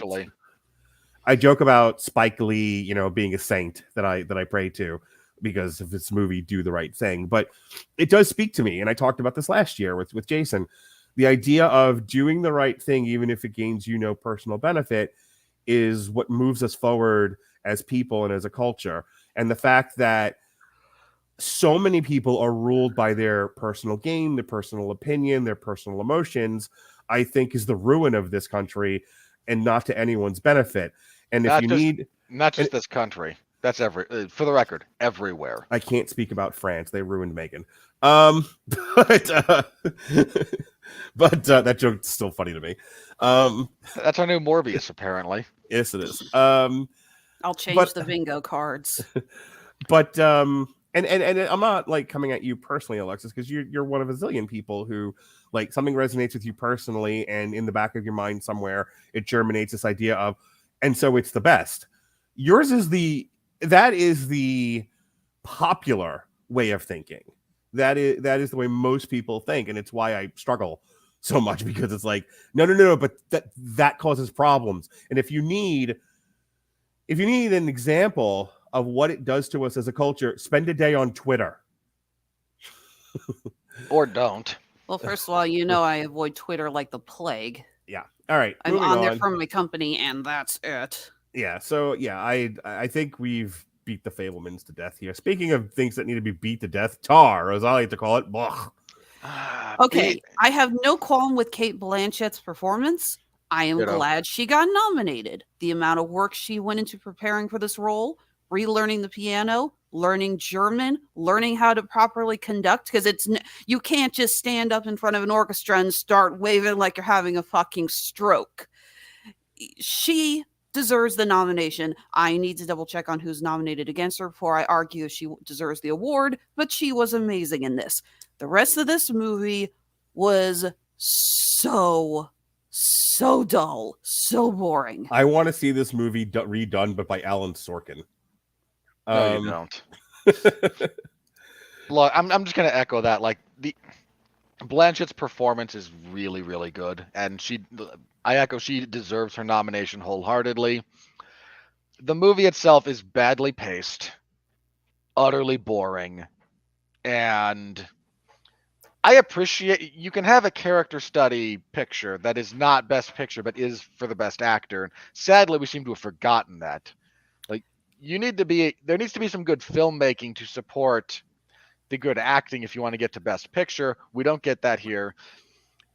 I mean, correct me if I'm wrong, but the best part of this movie is when Cate Blanchett yells at that student for being like, I don't want to play white imperialist classical music. Right. The argument of we need to separate the art from the artist, something that we have talked about so much on this show. So this thing clocks in at 2.5 hours, 158 minutes. Can you please stop making long-ass movies? Honey, we have been lamenting that all fucking year. That became the theme of 2022. Stop with the 3-hour movies all fucking ready. Or at least throw in an intermission or something. I was falling. Correct me if I'm wrong. I felt like so much of Tar was connected by shoestrings.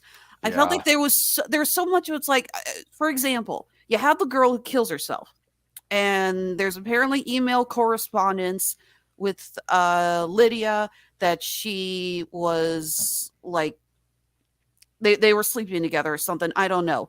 And then there's this scene where she's going to a concert and there's all these protesters with signs that say justice for whatever that girl's name was. And I'm just like, did I miss a scene where this suddenly became a thing where suddenly this has become like the new protest or whatever? I genuinely did not know how so many scenes went from point A to point B.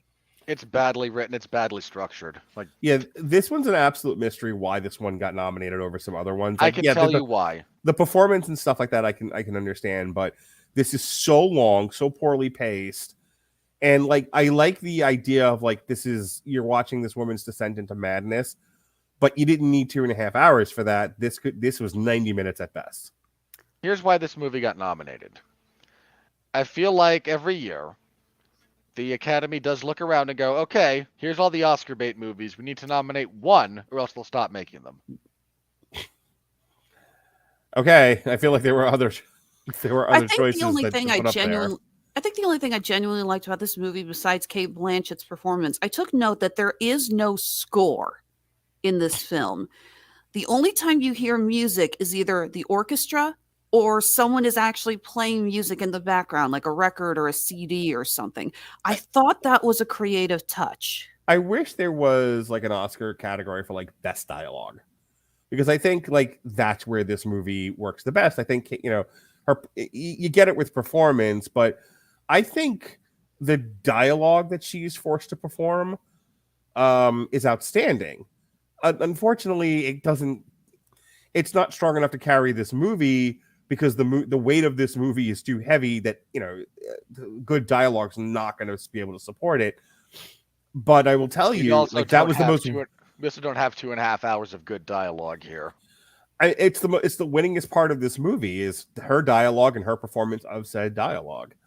But yeah, this one, this probably is the worst. I would say between this and The Fabelmans, but I'll give Alexis. I'll tell you the worst. The benefit of the doubt and say Tar might be the worst nomination on here. No, I think Robert and I are in agreement on what the absolute worst is, and we haven't gotten to. Again, there's three. Okay, I'm sorry. There's one more thing I like about it. It is the scene where she's talking to that one student who is having trouble defining, separating the art from the artist. I did like how that scene is all done in one shot. Right. That's a technique that always impresses me. There's a reason that Rope is my favorite Alfred Hitchcock film. We reviewed Top Gun Maverick earlier this year. I think David and Jason were on that show. We talked about the technical aspects of it. The movie is a home run for the technical aspects of that movie. There's a lot of practical effects. It's a lot to get an actor in a jet and then shoot said jet. So there's a lot of good stuff there. We made fun of the fact, as did the pitch meeting guy, that because there was a lack of bravery, that's they have to bomb a uranium site in Badguyistan because they couldn't commit to anyone. Could you imagine if it had been the fucking Ukraine or something? We wouldn't. They can't even release it now. Then they could have they wouldn't have had to CGI the explosions. Yeah, Top Gun is up for, in addition to Best Picture, Best Editing, Best Original Song, Best Sound, Visual Effects, and Adapted Screenplay. Right. Yeah, this one, I think, of most of the nominations here, this one stands at the top of the list for having so many craft elements be pretty darn near perfect. You'll notice, first of all, I object to it being nominated for Best Adapted Screenplay. There's not a lot of strong writing here. Mm-hmm. The acting is...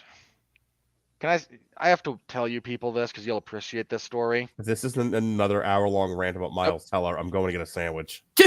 It brings up Miles Teller in only the following way.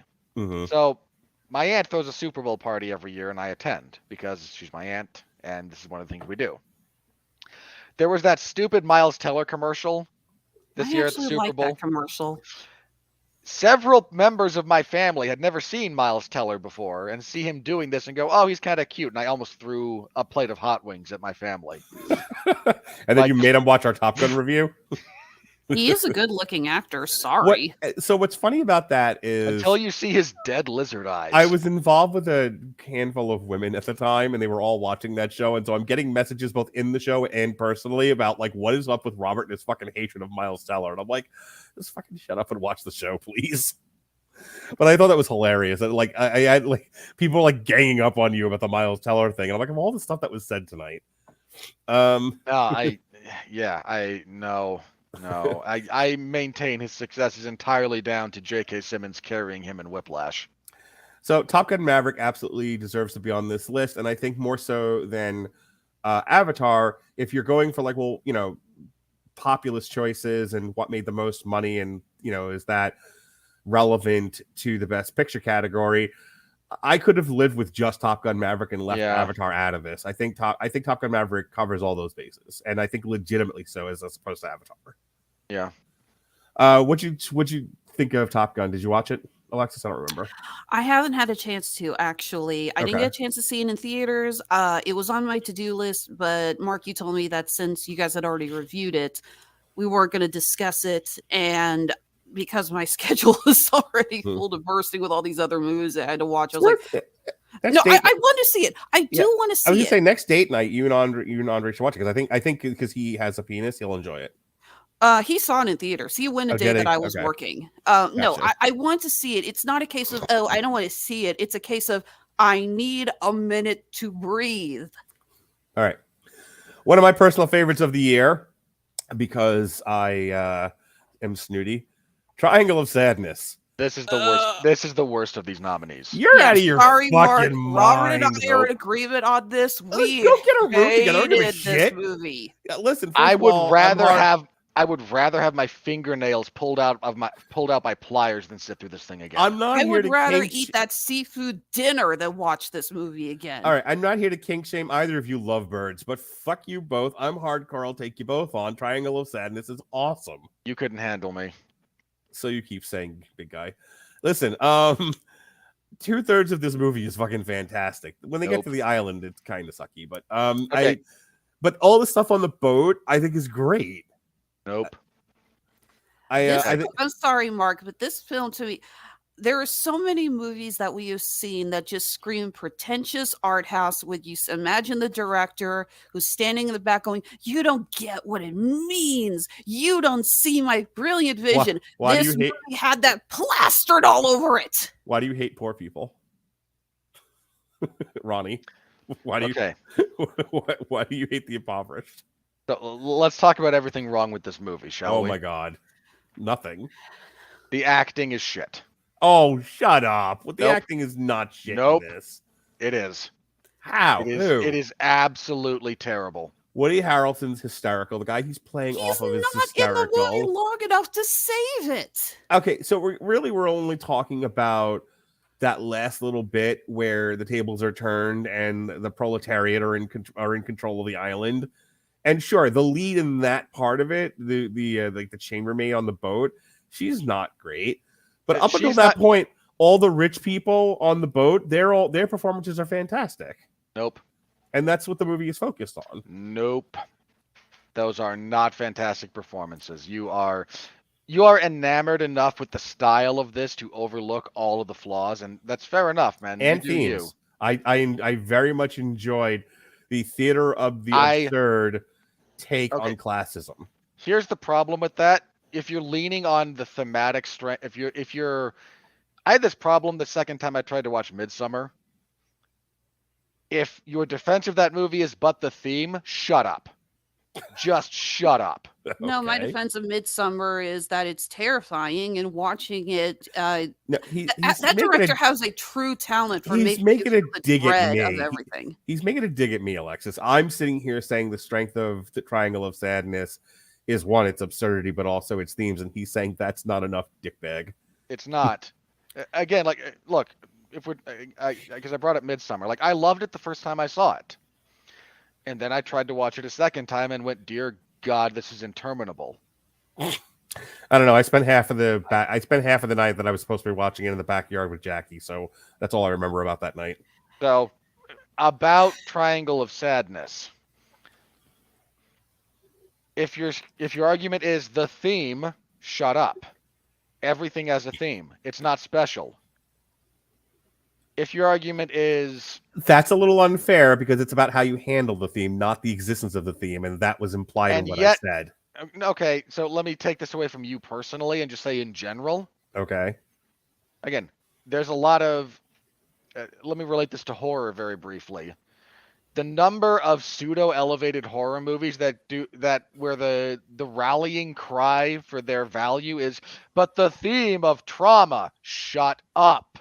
Rah, rah, we're an angry mob. Go jump off a roof. But the themes of classism, shut up. I saw Parasite 2. It was much better than this. Shut up. This is obtuse deliberately. It is pretentious in the extreme. It's supposed to be funny, and it's just not. Oh, come on. That's way subjective. I laughed my ass off at this. There was only one scene that I laughed at, and that's when the elderly couple that you find out are arms dealers pick up the grenade. All right. That was funny. I'm going to go ahead and give this a fair criticism, okay? Not this Clockwork Orange shit you're doing to it. The movie entirely rests upon the boat stuff. And when the boat stuff is done, the movie's kind of done. So do I think it deserves to win Best Picture? No, because it's not the Best Picture when the entire third act kind of falls apart. Your male lead is utterly you can't tolerate his existence on screen. You can't. Listen to me. The big attraction to Triangle of Sadness is to watch this fucking boat sink. And to watch these rich people get what's coming. So rewatch Titanic. But that's the whole thing is like, if that doesn't work for you and it doesn't work for the nominating committee, it's not going to win. But I can see why they nominated it because the boat scene is stronger than you're giving it credit for. It's not. Look, let me tell you what I flashed back to when watching that part of the movie. There was a movement, very small movement. It was a stinky small movement, if you catch my drift. Oh my God! About 3 years ago, 3 years ago,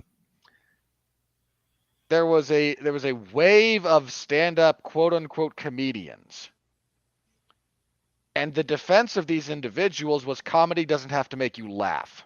If that tells you anything about their material. Okay, that's what this was. All right. In the interest of time, I'm not going to continue to go 12 rounds with you.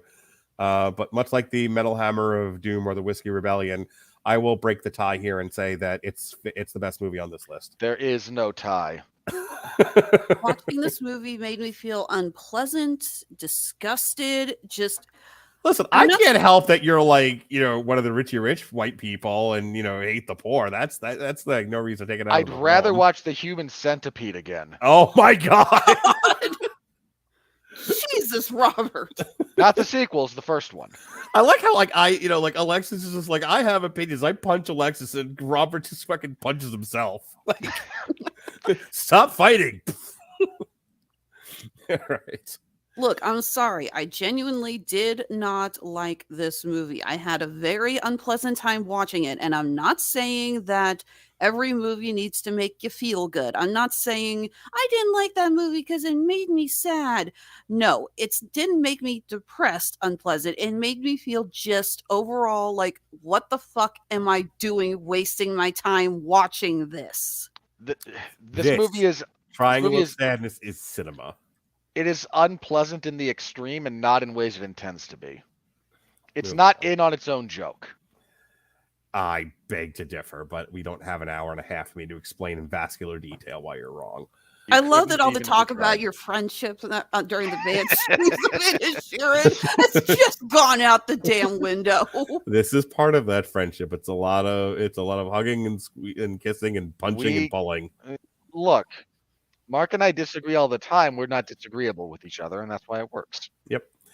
Women talking. Oof. Another weak one. Oy. This one got nominated.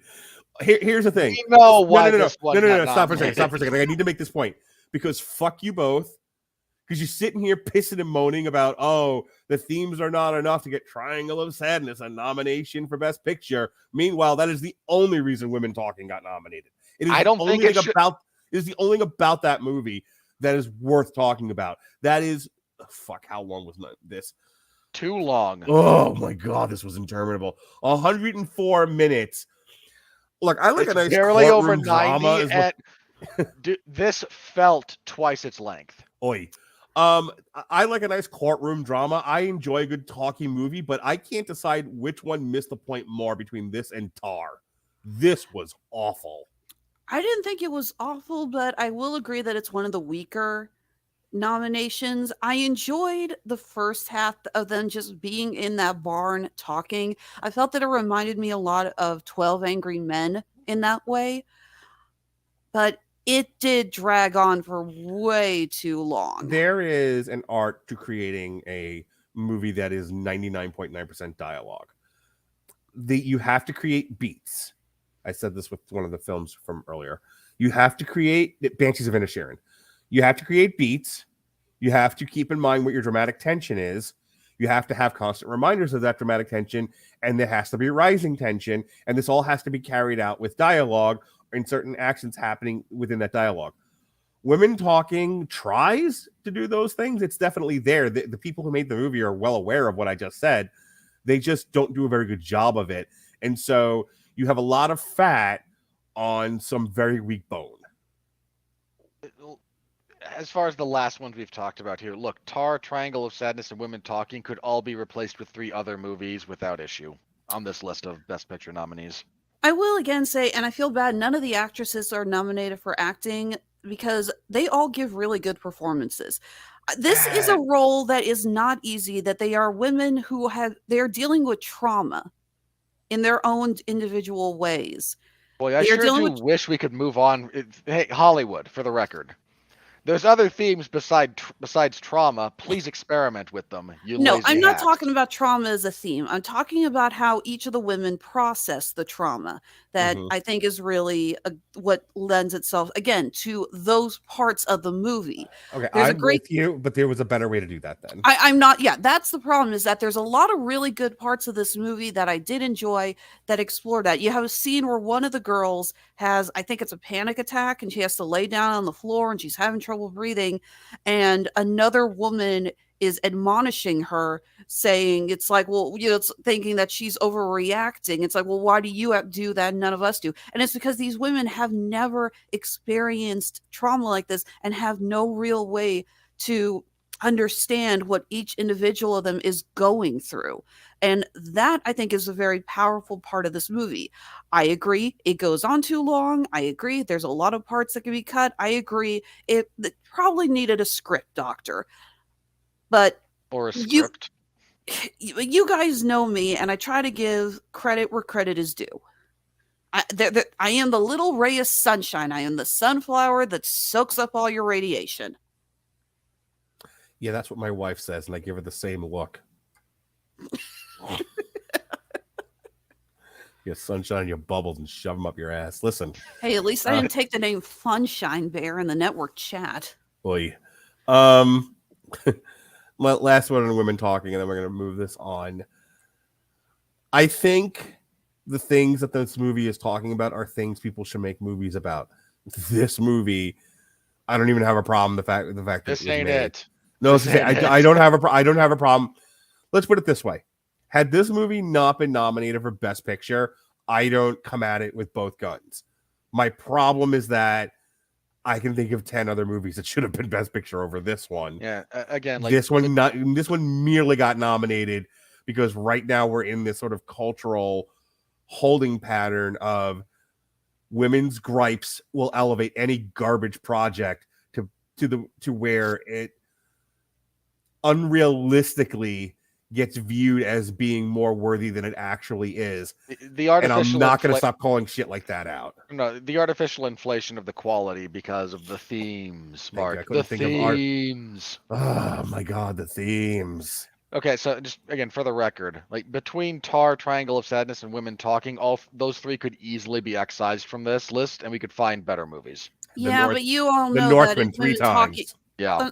I'm sorry, I'm going to betray my gender here. We all know that if Women Talking hadn't gotten a nomination, there would have been some serious rioting about. I mean, it's directed by frickin' Sarah Polley. Oh, look, no, dude, I'm not disagreeing with that, but that's the point. I'm not. You can make an argument for like this thing made money. We should probably nominate it because we want people to watch this show, and you're not gonna hurt my feelings. I get the need to pay rent. But here's the thing. What does Women Talking do for the audience watching the Oscars? The answer is fucking nothing. What does Women Talking do for the state of film? Fucking nothing. Women Talking is an exercise in masturbation. This is women with agendas wanting to make a movie that discusses women with agendas and people being afraid to not put it on a national stage that no one gives a fuck about. That's the Women Talking is not Avatar or Top Gun Maverick, but it's going to get treated like it is. And that's BS. I'm just noticing that's the second movie that you refer to as masturbating. You did the same thing with The Fabelmans. A lot of masturbating on this list. Well, and there was a lot of it in Triangle of Sadness, too. In fact, I believe that... Not nearly enough. I believe that's what that final girl referred to her organ as. She was tempting our poor young model with her Triangle of Sadness. Oh, all right. Well, folks. That's the list. It ain't great. All right. So we've now said like 106 times. There are 3 or 4 movies on this list at minimum that probably should have not been nominated, but we've named a couple, and we don't have to spend too long on this. But let's talk Oscar snubs here. I think we all agreed that The Northman. There's several things between Best Picture, cinematography, and what was the third one? So there's a third category I had in my Best Score. Like Northman kind of got hosed here, and really unfairly. I'm looking at Best Cinematography here, and I can't find the category. Hang on, I got it. All Quiet on the Western Front, Bardo, False Chronicle of a Handful of Truths, Elvis, Empire, Light, and Tar. Ugh. Wow, like The Northman didn't get nominations for much of anything. And it's a shame. Yeah, it was definitely one of our best movies of the year, from what I remember. Alexis, real quick, what other Oscar snubs for Best Picture? We also mentioned The Menu, which I was very shocked to not get a nomination, because I think I put that up there among my top. Okay, definitely in the top 10, probably in the top 5 of the best of the year. I was very surprised by that. But the Academy still fears horror as a genre and trying to legitimize it. So screw them. But dude, they haven't legitimately nominated a horror movie, or one hasn't won since Silence of the Lambs. And screw you to anyone out there. It is a horror movie. I will die on that hill, and I will take you down with me. No, it's a horror film. I agree. No, I know people who argue that point with me on occasion, and they know that I will die on that hill. But there was also a very large argument for Glass Onion. Actually, a lot of people thought that deserved a No. nomination. I'm not saying No. I am on that. I'm just saying that was among the arguments. Okay, those people need to be punched in the kidneys. Those are people who just liked that hand job. Hey, what about the Woman King, Robert? might take it over Triangle of Sadness. Oh, get the fuck out of here. Might. You're a ridiculous human being. I might take it over Women Talking because they're both inspired by true events, and by inspired, I mean someone told them that something loosely happened and then they made utter fiction out of it. Like pretending that the largest slave king in the history of Africa was anti-slavery. Ahistorical douchebags. So, talking about how Avatar and Top Gun got nominated because they're probably the most popular movies of the year, do you think an argument could have been made for the Batman on that plane of existence? You know, the Batman was on my top 10 of the year, so I'll sit here and kind of jump on that grenade.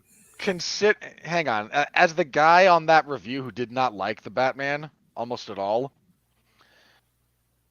yeah, there's a few of the. I would take the Batman over Triangle of Sadness, Women Talking, or Tar, in all honesty. I'd take it over Avatar. All right. So I have up here ordinarytimes.com. This came out July 12th. And they said, and so they've got a couple of these here. They said, tier 1, the front runners to go all the way. Their list here is Babylon, The Fabelmans, Killers of the Flower Moon, Empire of Light, and Amsterdam. So, idiots. Amsterdam is rated among the worst movies of the year. So's Babylon. You know, did I tell you that Kelsey, we came home the other night and Kelsey was like, hey, I watched Don't Worry, Darling, and I really liked it. And I was like, you are the only one on planet Earth. Did you immediately kick her out of the house? I thought about it. That's the only appropriate response to that. You know, I still feel bad that I'm sorry, from that first trailer, I thought it was going to be good. And I suggested putting it on there. And then we saw the early reviews. And I'm like, I am quickly retracting that statement. I think there was something else that had to have been doing our slew of like streaming movies that we did. There was no way I was going to go see that. Don't Worry, Darling should ruin pretty much everyone's career who's involved in that. So I didn't realize behind the camera. I didn't realize Amsterdam was bad. I just know nobody saw it. Oh, it's not good. See, here's the thing. You'd think it wouldn't be, given the cast and everyone involved. Like, this should be good. All right, okay, so here's Babylon is not on a lot of worst movies of the year list because a lot of those lists came out before Babylon released. Right. That was like at the very, very, very end of the year. Most worst of 2022 lists come out, what would you say, Robert? Like right after Christmas, if that? Ish. All right, so if you needed a movie for the broads about broads, She Said, I think, was a better choice than Women Talking. The other ones are and this is the tier 2, the other heavyweights breaking into the top 10. Hang on, wait a minute. Yes.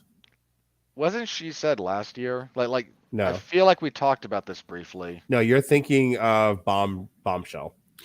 No, She Said screwed up by not going to Netflix. I'm sorry, if that movie had been released on Netflix, it would have killed. It would have been, everyone would have loved it. It shot itself in the foot by going to theaters. So the ones on this list are The Killer, Rustin, She Said, Everything Everywhere at Once, and Bardo. And again, my nominee for, if you have to have one for the broads, She Said would be my choice. The next one, serious contenders on the heels of 10.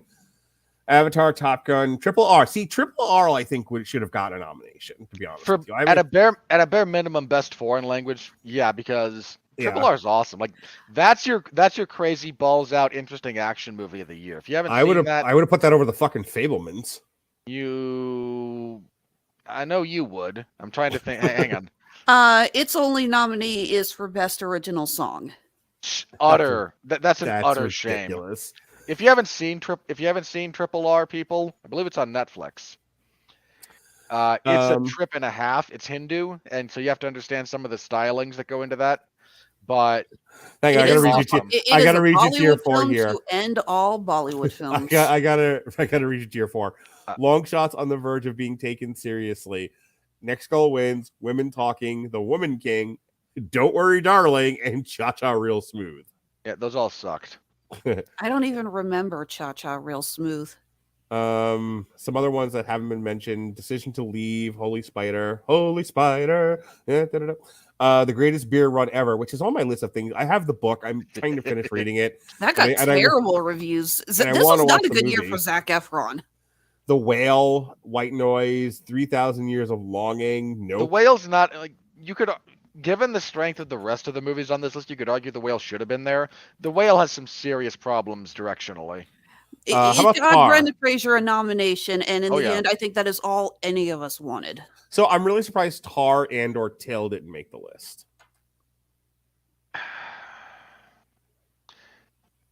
You got to look at who's writing that. Till was never going to make the list because it's just not that good. Mm-hmm. And here's the problem with Till. It tries to rely on its somewhat exploitative nature to make up ground that it should be making up with quality that it doesn't. It's not great.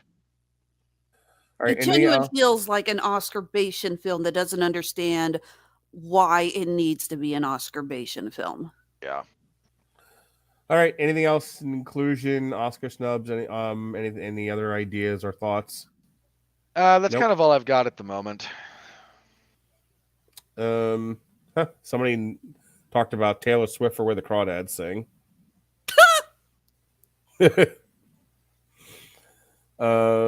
Let's see. Sorry, but after Cats, Taylor Swift should be barred from ever acting again. She should be barred from doing a lot of things. All right, moving on.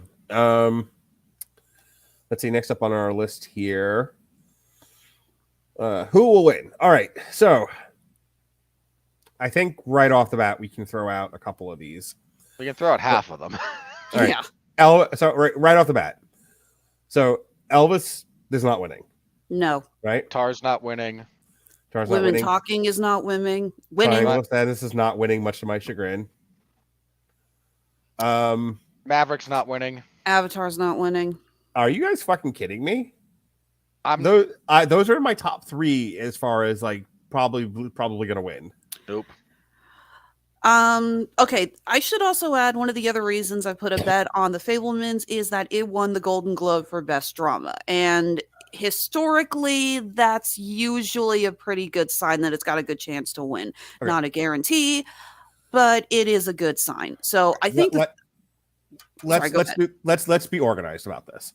Right. Top 5 nominees to win the goddamn thing. Here are mine: Everything Everywhere All at Once, Banshees of Ed Sheeran, Avatar, Maverick, Everything Everywhere All at Once. Robert.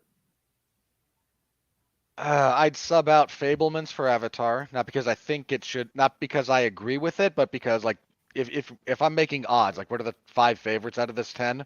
Yeah. Everything Everywhere All at Once, Banshees, Fabelmans, maybe Top Gun number 4, and then I don't know, pick your poison at 5. Okay, Alexis. Number 1, Everything Everywhere All at Once. Number 2, The Fabelmans. Number 3, Banshees of Inisherin.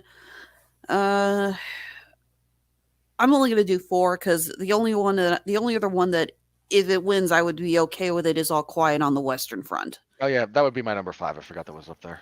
So there's a graph here on the wiki that says films with multiple nominations. The most is Everything Everywhere All at Once with 11. Good. There's a 2-way tie at number 9 for All Quiet and the Banshees of Ed Sheeran. And then after that, who gives a fuck? So I would tell you it's probably going to end up being between those 3 based on just the sheer number of nominations. And my vote is that it ends up being Everything Everywhere All at Once. Again, I mentioned this earlier. That's my pick for Best Picture of the year. That's my pick for Best Picture of the last 3 years. It's a remarkable film. It should win. I absolutely agree. We bought it on Amazon. We missed the chance to see it in theaters. So when I said I needed to see it, we saw that it was either buy or nothing. It's not available to rent yet. So we said, screw it, let's buy it. And I'm glad we bought it. I'm glad we own it. All right. So a bit of news coming out of the Oscar nomination cycle. No women for Best Directors. We got Martin McDonagh for the Banshees of Ed Sheeran, Daniel Kwan, Daniel Scheinert for Everything Everywhere All at Once, Spielberg for The Fabelmans, Todd Field for Gnocch, and Ruben Östlund for Triangle of Sadness. Not a bad list, all things considered. No, So, that's fair. yeah. I think it looks good. I mean, I'm sorry. Again, Sarah Polley directed Women Talking, and I'm sorry, but I'm not. Again, there's parts of that movie I stand by as being really good, but the direction is not one of them. Yeah. I think either Banshees or Everything Everywhere All at Once gets best. Yeah, director. that's kind of a 2-horse race for my money there. Right. Yeah. Best actor. I think this is a good list. Pretty comprehensive. It's good, but it's kind of again another 2-horse race there. It's got It's either Austin going to be Butler. Brendan Fraser or Colin Farrell. No argument. We got Austin Butler for Elvis, which I don't know. I think he's got an outside shot. Colin Farrell for the Banshees. Brendan Fraser for The Whale. Paul Mescal for After Sun, and Bill Nighy for Living. And again, I think. Let me hang on. Austin Butler has a shot at winning the same way that Viggo Mortensen did for Eastern Promises up against Daniel Day-Lewis. All right, for Best Actress, Cate Blanchett, who I think has got probably pretty the much- odds-on favorite. Yeah, she's the favorite. Anna de Armas for Blonde, which while the movie was garbage, I thought her performance was stellar. That is And kind of part- hilarious. That movie got raked over the coals. It got several Razzies, but Deservedly. she got a nomination she got a freaking Oscar nomination. Okay, look, my raspberry about that is more like her performance amused me because it did. Like I don't. Oh, you object to- got stuck on the like inconsistency with the accent. Is where Sorry, that it kind of comes from. matters. that That has said, always been your thing, Robert. No It's up one there. brings up accents in acting like you do. it's up there. That said, like I don't object to her nomination. She should not win. No, Andrea Riseborough for to Leslie, Michelle Williams for The Fabelmans. I would not cry if she won, and Michelle Yeoh for Everything Everywhere All at Once. I think. I think. I say between it's Michelle Yeoh and Cate Blanchett. Yeah, this is Blanchett and Yeoh for me. Like those are your two. For Best Supporting Actor, Brendan Gleeson, Brian This is Tyree Henry. This for is a Causeway, tight race, actually. Mhm. Judd Hirsch for The Fabelmans. No. I actually loved his scene. I don't think he should win, but I yeah, loved I don't his even scene. understand why he got nominated. Barry Because Keoghan it's Judd Hirsch and he hasn't been nominated yet. Same reason Jamie Lee Curtis is going to be nominated. Okay, well, they're not winning. The Banshees of Inisherin for Barry Keoghan and Ke-Huy Quan for Everything Everywhere All at Once. Brendan there's- Gleeson, I think. Hang on. There's 3 options here, and you can't go wrong with any of them. All right, Gleason, Quan, and Keegan. Keegan. Like either of those 3, no problem. All right, I think Angela Bassett wins Best Supporting Actress because, black woman. You got Hong Chow for The Whale, Carrie Condon for The Banshees of Inisherin, Jamie Lee Curtis for Everything Everywhere All at Once, Stephanie Sue for Everything Everywhere All at Once. Again, I think Angela Bassett wins it. She should not. She absolutely should not. This should go to Jamie Lee Curtis. I'm You're not out of going to your argue mind. on who should, but if I had to put a quarter down, I would put it on Angela Bassett. Look, There she's you going to go. benefit from Disney wanting to stick an Oscar win on Black Panther, Wakanda Forever, whatever the fuck. She does not deserve it. I'm not. This discussion is not on who deserves it. The discussion is who should win. And if you got to put money down, I put the money on Bassett. I think Angela Bassett's performance, and I said this on the podcast, her You performance were wrong then too. of Black Panther and Wakanda Forever was the strongest performance in the goddamn thing. I Because- agree. That's because, hang on, she's the strongest performance in that movie because that movie sucks in the acting department. We are Best- not getting into a Marvel discussion. We're already. I over was 2 trying to hours. move on, god damn it. Not about original Marvel, it's screen- about that movie. That Ugh. movie's acting sucks. More about Triangle of Sadness. We should talk about Best Original Screenplay. The Banshees of Inisherin, Everything Everywhere at Once, The Fabelmans, Tar, Triangle of Sadness. One stands high and above. Yeah. Everything Everywhere All at Once. Oh, Maybe yeah. The Banshees of Inisherin at number 2. Again, yeah. If nothing else, Everything Everywhere All at Once would win this one. If nothing else. Mhm. Best Adapted Screenplay, All Quiet, Glass Onion. You can throw Glass Onion right out. Living, Top Gun, and Women Talking. All Quiet on the Western Front should win. I this. would say All Quiet on the Western Front. Maybe Women Talking. I'm not saying again. I think it deserves to win. No, I'm but actually with you on that. I think Women Talking wins this. Yeah, I would say again. If I got to put money down, it's Hey, either All throw it Quiet to on the Pit- Western Front Throw or it a Women pity Talking. Oscar. Yeah, no, but that's why. I think they're looking at all the things women talking get nominated for. Like, we can't not nominate women talking for something. We might as, that would set women back a decade. And like, it has to win something, doesn't it? And All Quiet on the Western Front's a much better written movie than Women Talking. No, but Watch Women Talking win that one. We talked about Best Animated Feature already. Best International Feature Film, All Quiet, Argentina, Close, EO, and The Quiet Girl. I have no fucking clue.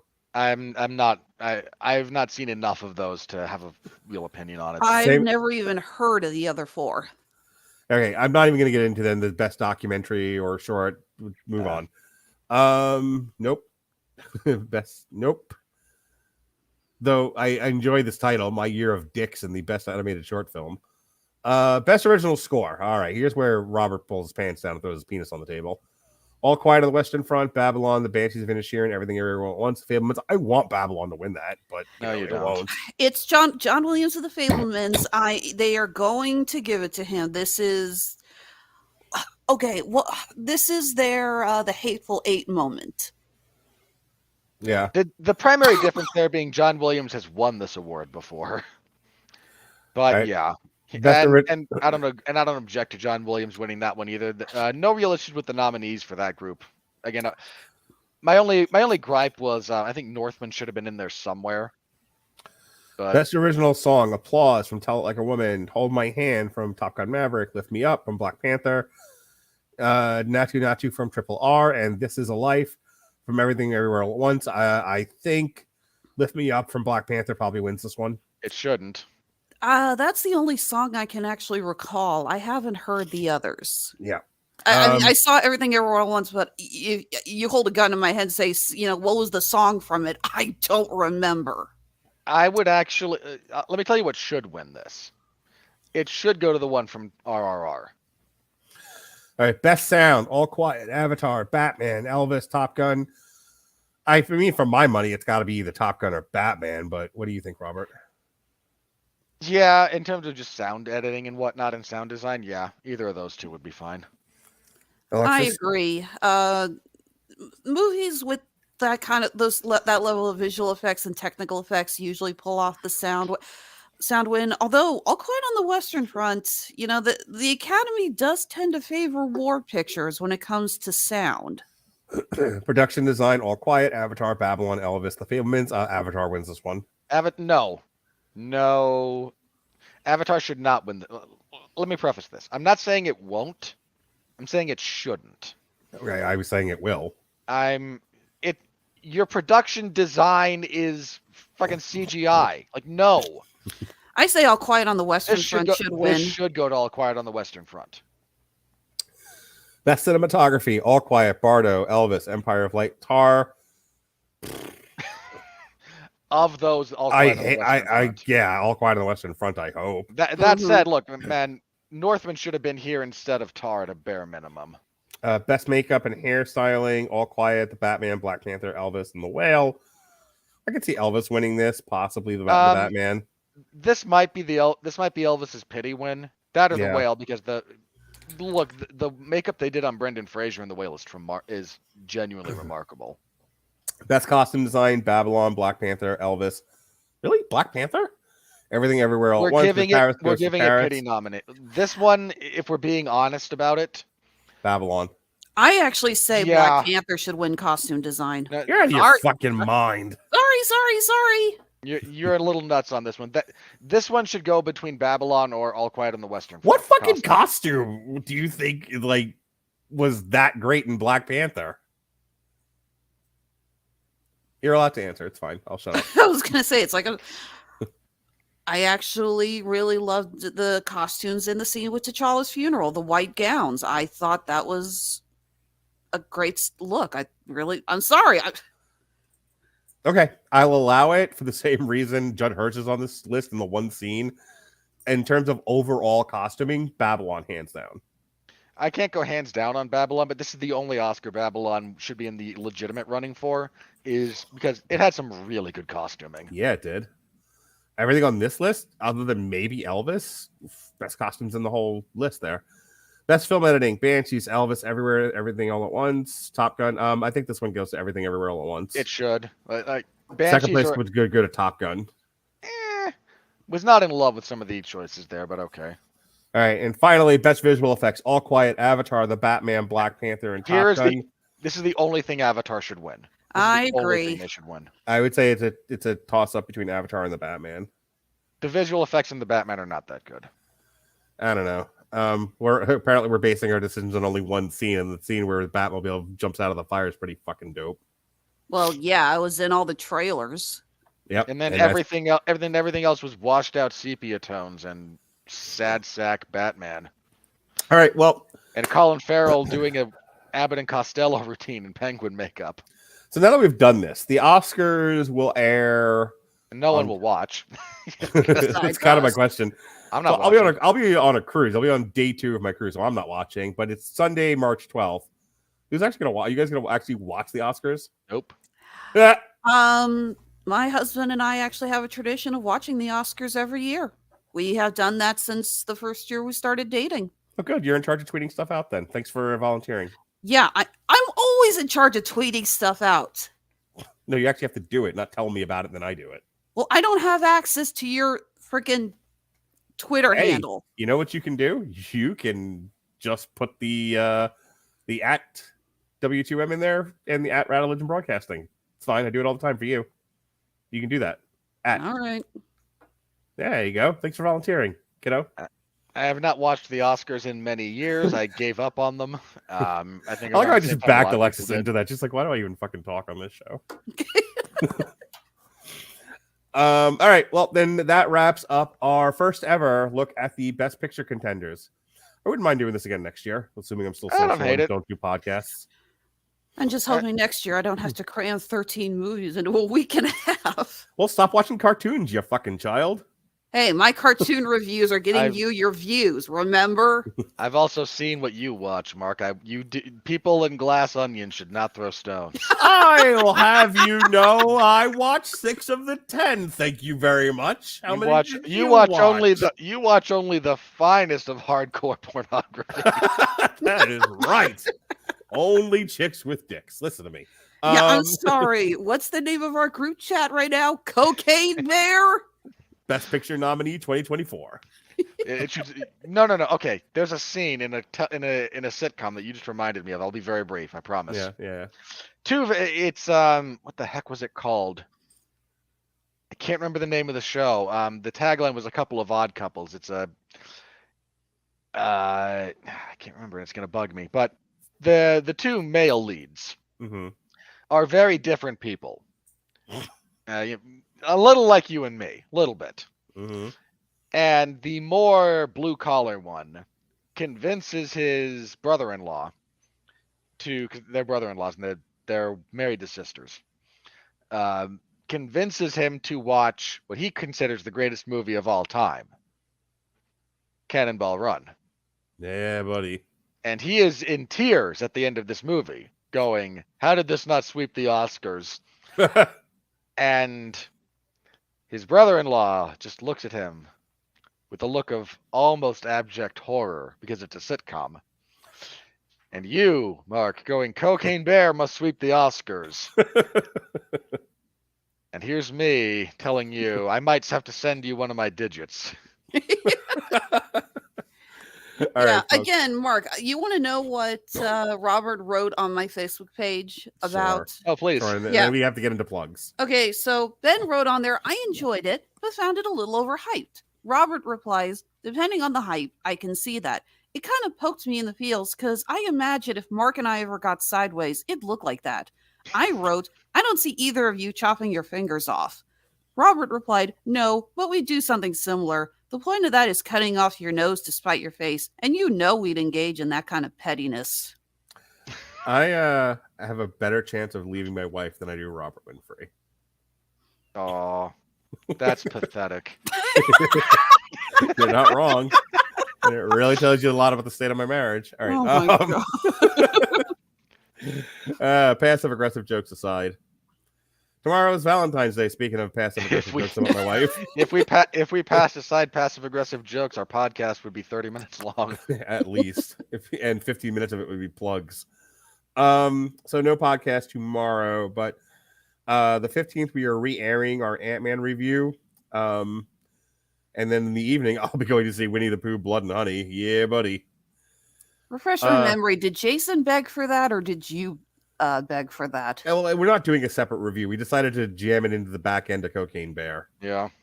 Because I have no other time to do it. Not quite. So when Mark and Jason want to engage in a little bit of mutual fellatio around that particular film after we're done with Cocaine Bear, I'm going to just take it. I'm going to walk off screen, make a sandwich, come back, and then we'll finish up with the rest of that show. Yep. Hey, if you discuss the Nicolas Cage Wicker Man, you'll have the trifecta of Bear movies. Stop trying to make me podcast more. How in the world do you arrive at Nicolas Cage Wicker Man in a Bear movie? I do not have time for this. No. Are you stop. kidding me? Have you not seen that movie? The ending where he's in the bear suit? Oh, right. It's only the most hilarious on. moment in cinema history. Thursday. No, him February punching the big lesbian is the funny part. Everyone Being in loves the a bear bad suit. guy, Ant-Man villains. And then No in one the cares. evening, Evan Bevins will be back from exile. We'll be doing a comic strip for I Kill Giants, which is a lovely book and an even lovelier movie. He returns like Napoleon from St. Helena. This Saturday is Everyone Loves a Bad Guy. Saturday is Elba. we are re-airing the Aliens discussion. And then on the 19th, it's the Metal Hammer of Doom 2013 year-end special. Because why the fuck not? Here's what we thought about the year of our Lord 2013, 10 years ago. 10 years, Mark. I know you're just like, I'm not putting up some of these Everyone Loves the Bad Guys. These are trash. I'm like, I'm putting up everything. You're allowed to. I can't wait till I run out of like Radulich and broadcasting stuff and I go all the way back to the PC Live era. You can't. That stuff's just gone. I want to talk about the midterm elections from 2006. No, you don't. Everyone Unless you have an accurate prediction. Okay, so, fun fact. A colleague of mine at 411, formerly at 411, name of Dustin James, tweeted out in 2015, he has the tweet and the timestamp on this, in response to Kansas City winning something. I forget what it was. Might have been the Royals winning the World Series. I forget. He said, this is going to look, this is fine for now, but when the Chiefs win the Super Bowl in 2023, we're going to show it up. Yeah. Not kidding. 8 years ago, my man predicted that. I think everyone needs to hear me and John's segment on the wild sex lives of animals, which was a PC Live segment. I'm fairly certain your son will be giving the lectures on that in the near future, given his furry status. I think people need to know. Foxes can't actually disengage right after they finish. The swelling of the knot on the male causes them to remain joined for up to like 15 minutes. Sounds like my sex life. Listen, I think people need to hear the origins of the report from its very beginnings. Because it's the report that inspired Clucky, and Clucky remains to this day. I did get to throw out a Clucky at UFC 284, actually. Did you? I'm glad for the first fight of the card. Yeah. I'm glad that the things that I've inspired are still around. All right, Alexis Hejna, show us where you pissed from. Really? Yeah. He's going to use that for another 2.5 weeks before he finds something new. I was going to say, whatever happened to I paint houses? Please do. Again, he found something new. He will keep it for another 2.5 weeks on average, and then he'll find something else. All right. Well, as far as my future stuff with you, we do have Ant-Man and Quantumania coming up. We'll be discussing that. Oh, sit down, Robert. And we're going to be talking his Dark Materials Season 3, the final season, at the end of the month. Glad we're going to be continuing with that. Really love the first 2 seasons. And now that I'm done, forcing myself into the theater to watch movies for you, I can sit down and finally watch that. All right. As far as the things that actually pay my bills, Honeysuckle Rose Creations, where fashion meets fandom at the intersection of geek and chic. You've been looking at my company logo for the last 2 hours because my camera doesn't like me right now. Anyway, we are getting ready. The off season is almost over. It's time to get back to work and back to the conventions. We're going to be heading to Planet Comic-Con here in Kansas City. We do that show every year. So excited. In the meantime, we are adding a handful of things to our Etsy and Handmade at Amazon shops, so go ahead and be on the lookout for those. You can always find us on Facebook, Instagram, and as I mentioned earlier, Twitter under duress. Again, that is Honeysuckle Rose Creations, where fashion meets fandom at the intersection of geek and chic. All right, Robert, show what you pissed from.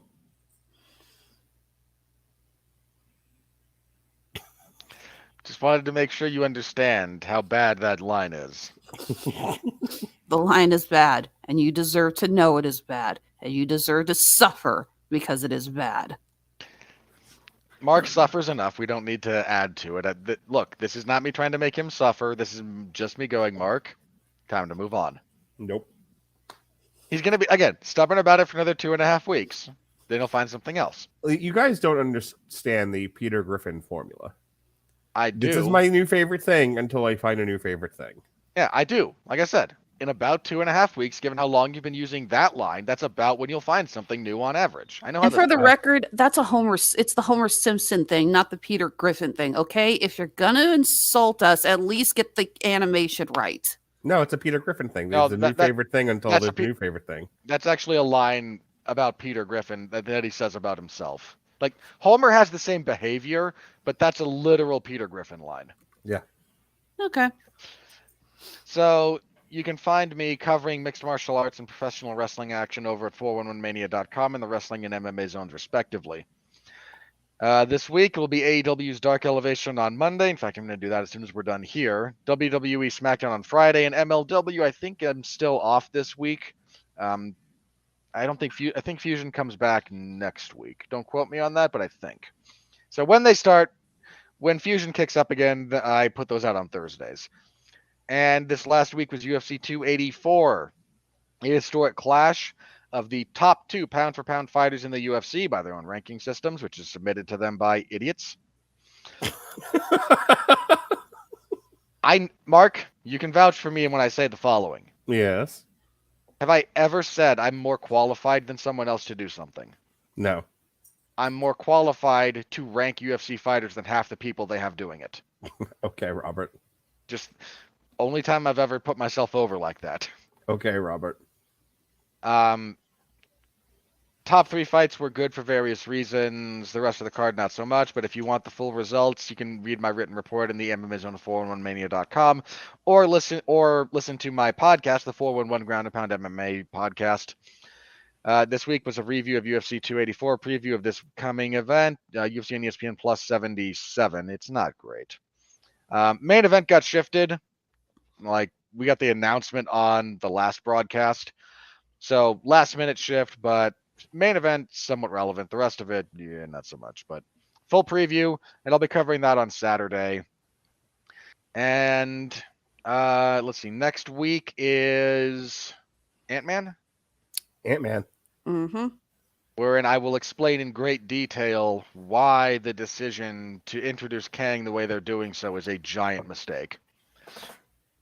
Week after that is Mark's life will peak the week after. God, I hope so. With Cocaine Bear. And then he will just mope for another month and a half. It's going to be a long year, longer than 2022, and that was a long year. You ain't lying. I'm also not a tiger. I don't know. How is that relevant? You said I ain't lying. And I said I'm also not a tiger or a bear. Some people call me a bear. It's after 11 o'clock here in Kansas City. I want to go to bed. It's after midnight here. It's only 10 a.m. here, you suckers. I can keep going. Oh my God. My insomnia has been acting up for the last month and a half. I haven't gone to bed before 3 a.m. for like a month. I haven't fallen asleep on a podcast soon. This might break the record. Now I'm almost tempted. Oh my God. I'm going to just end the show. Because I don't think you've... Hang on. It's been a while since you've fallen asleep with the...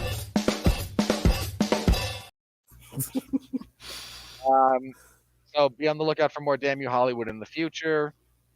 We will talk again next week about can Phase 5 salvage the MCU? And Mark and I are not alarmists. So when we mention the shambles that it's in, we're not these people out here rooting for it to burn. No, that's like 3 other guys on the chat. All right, folks. Thank you for joining us Seems here to on be on Damn fire, for You. the Oh record. my God. Damn You, Hollywood.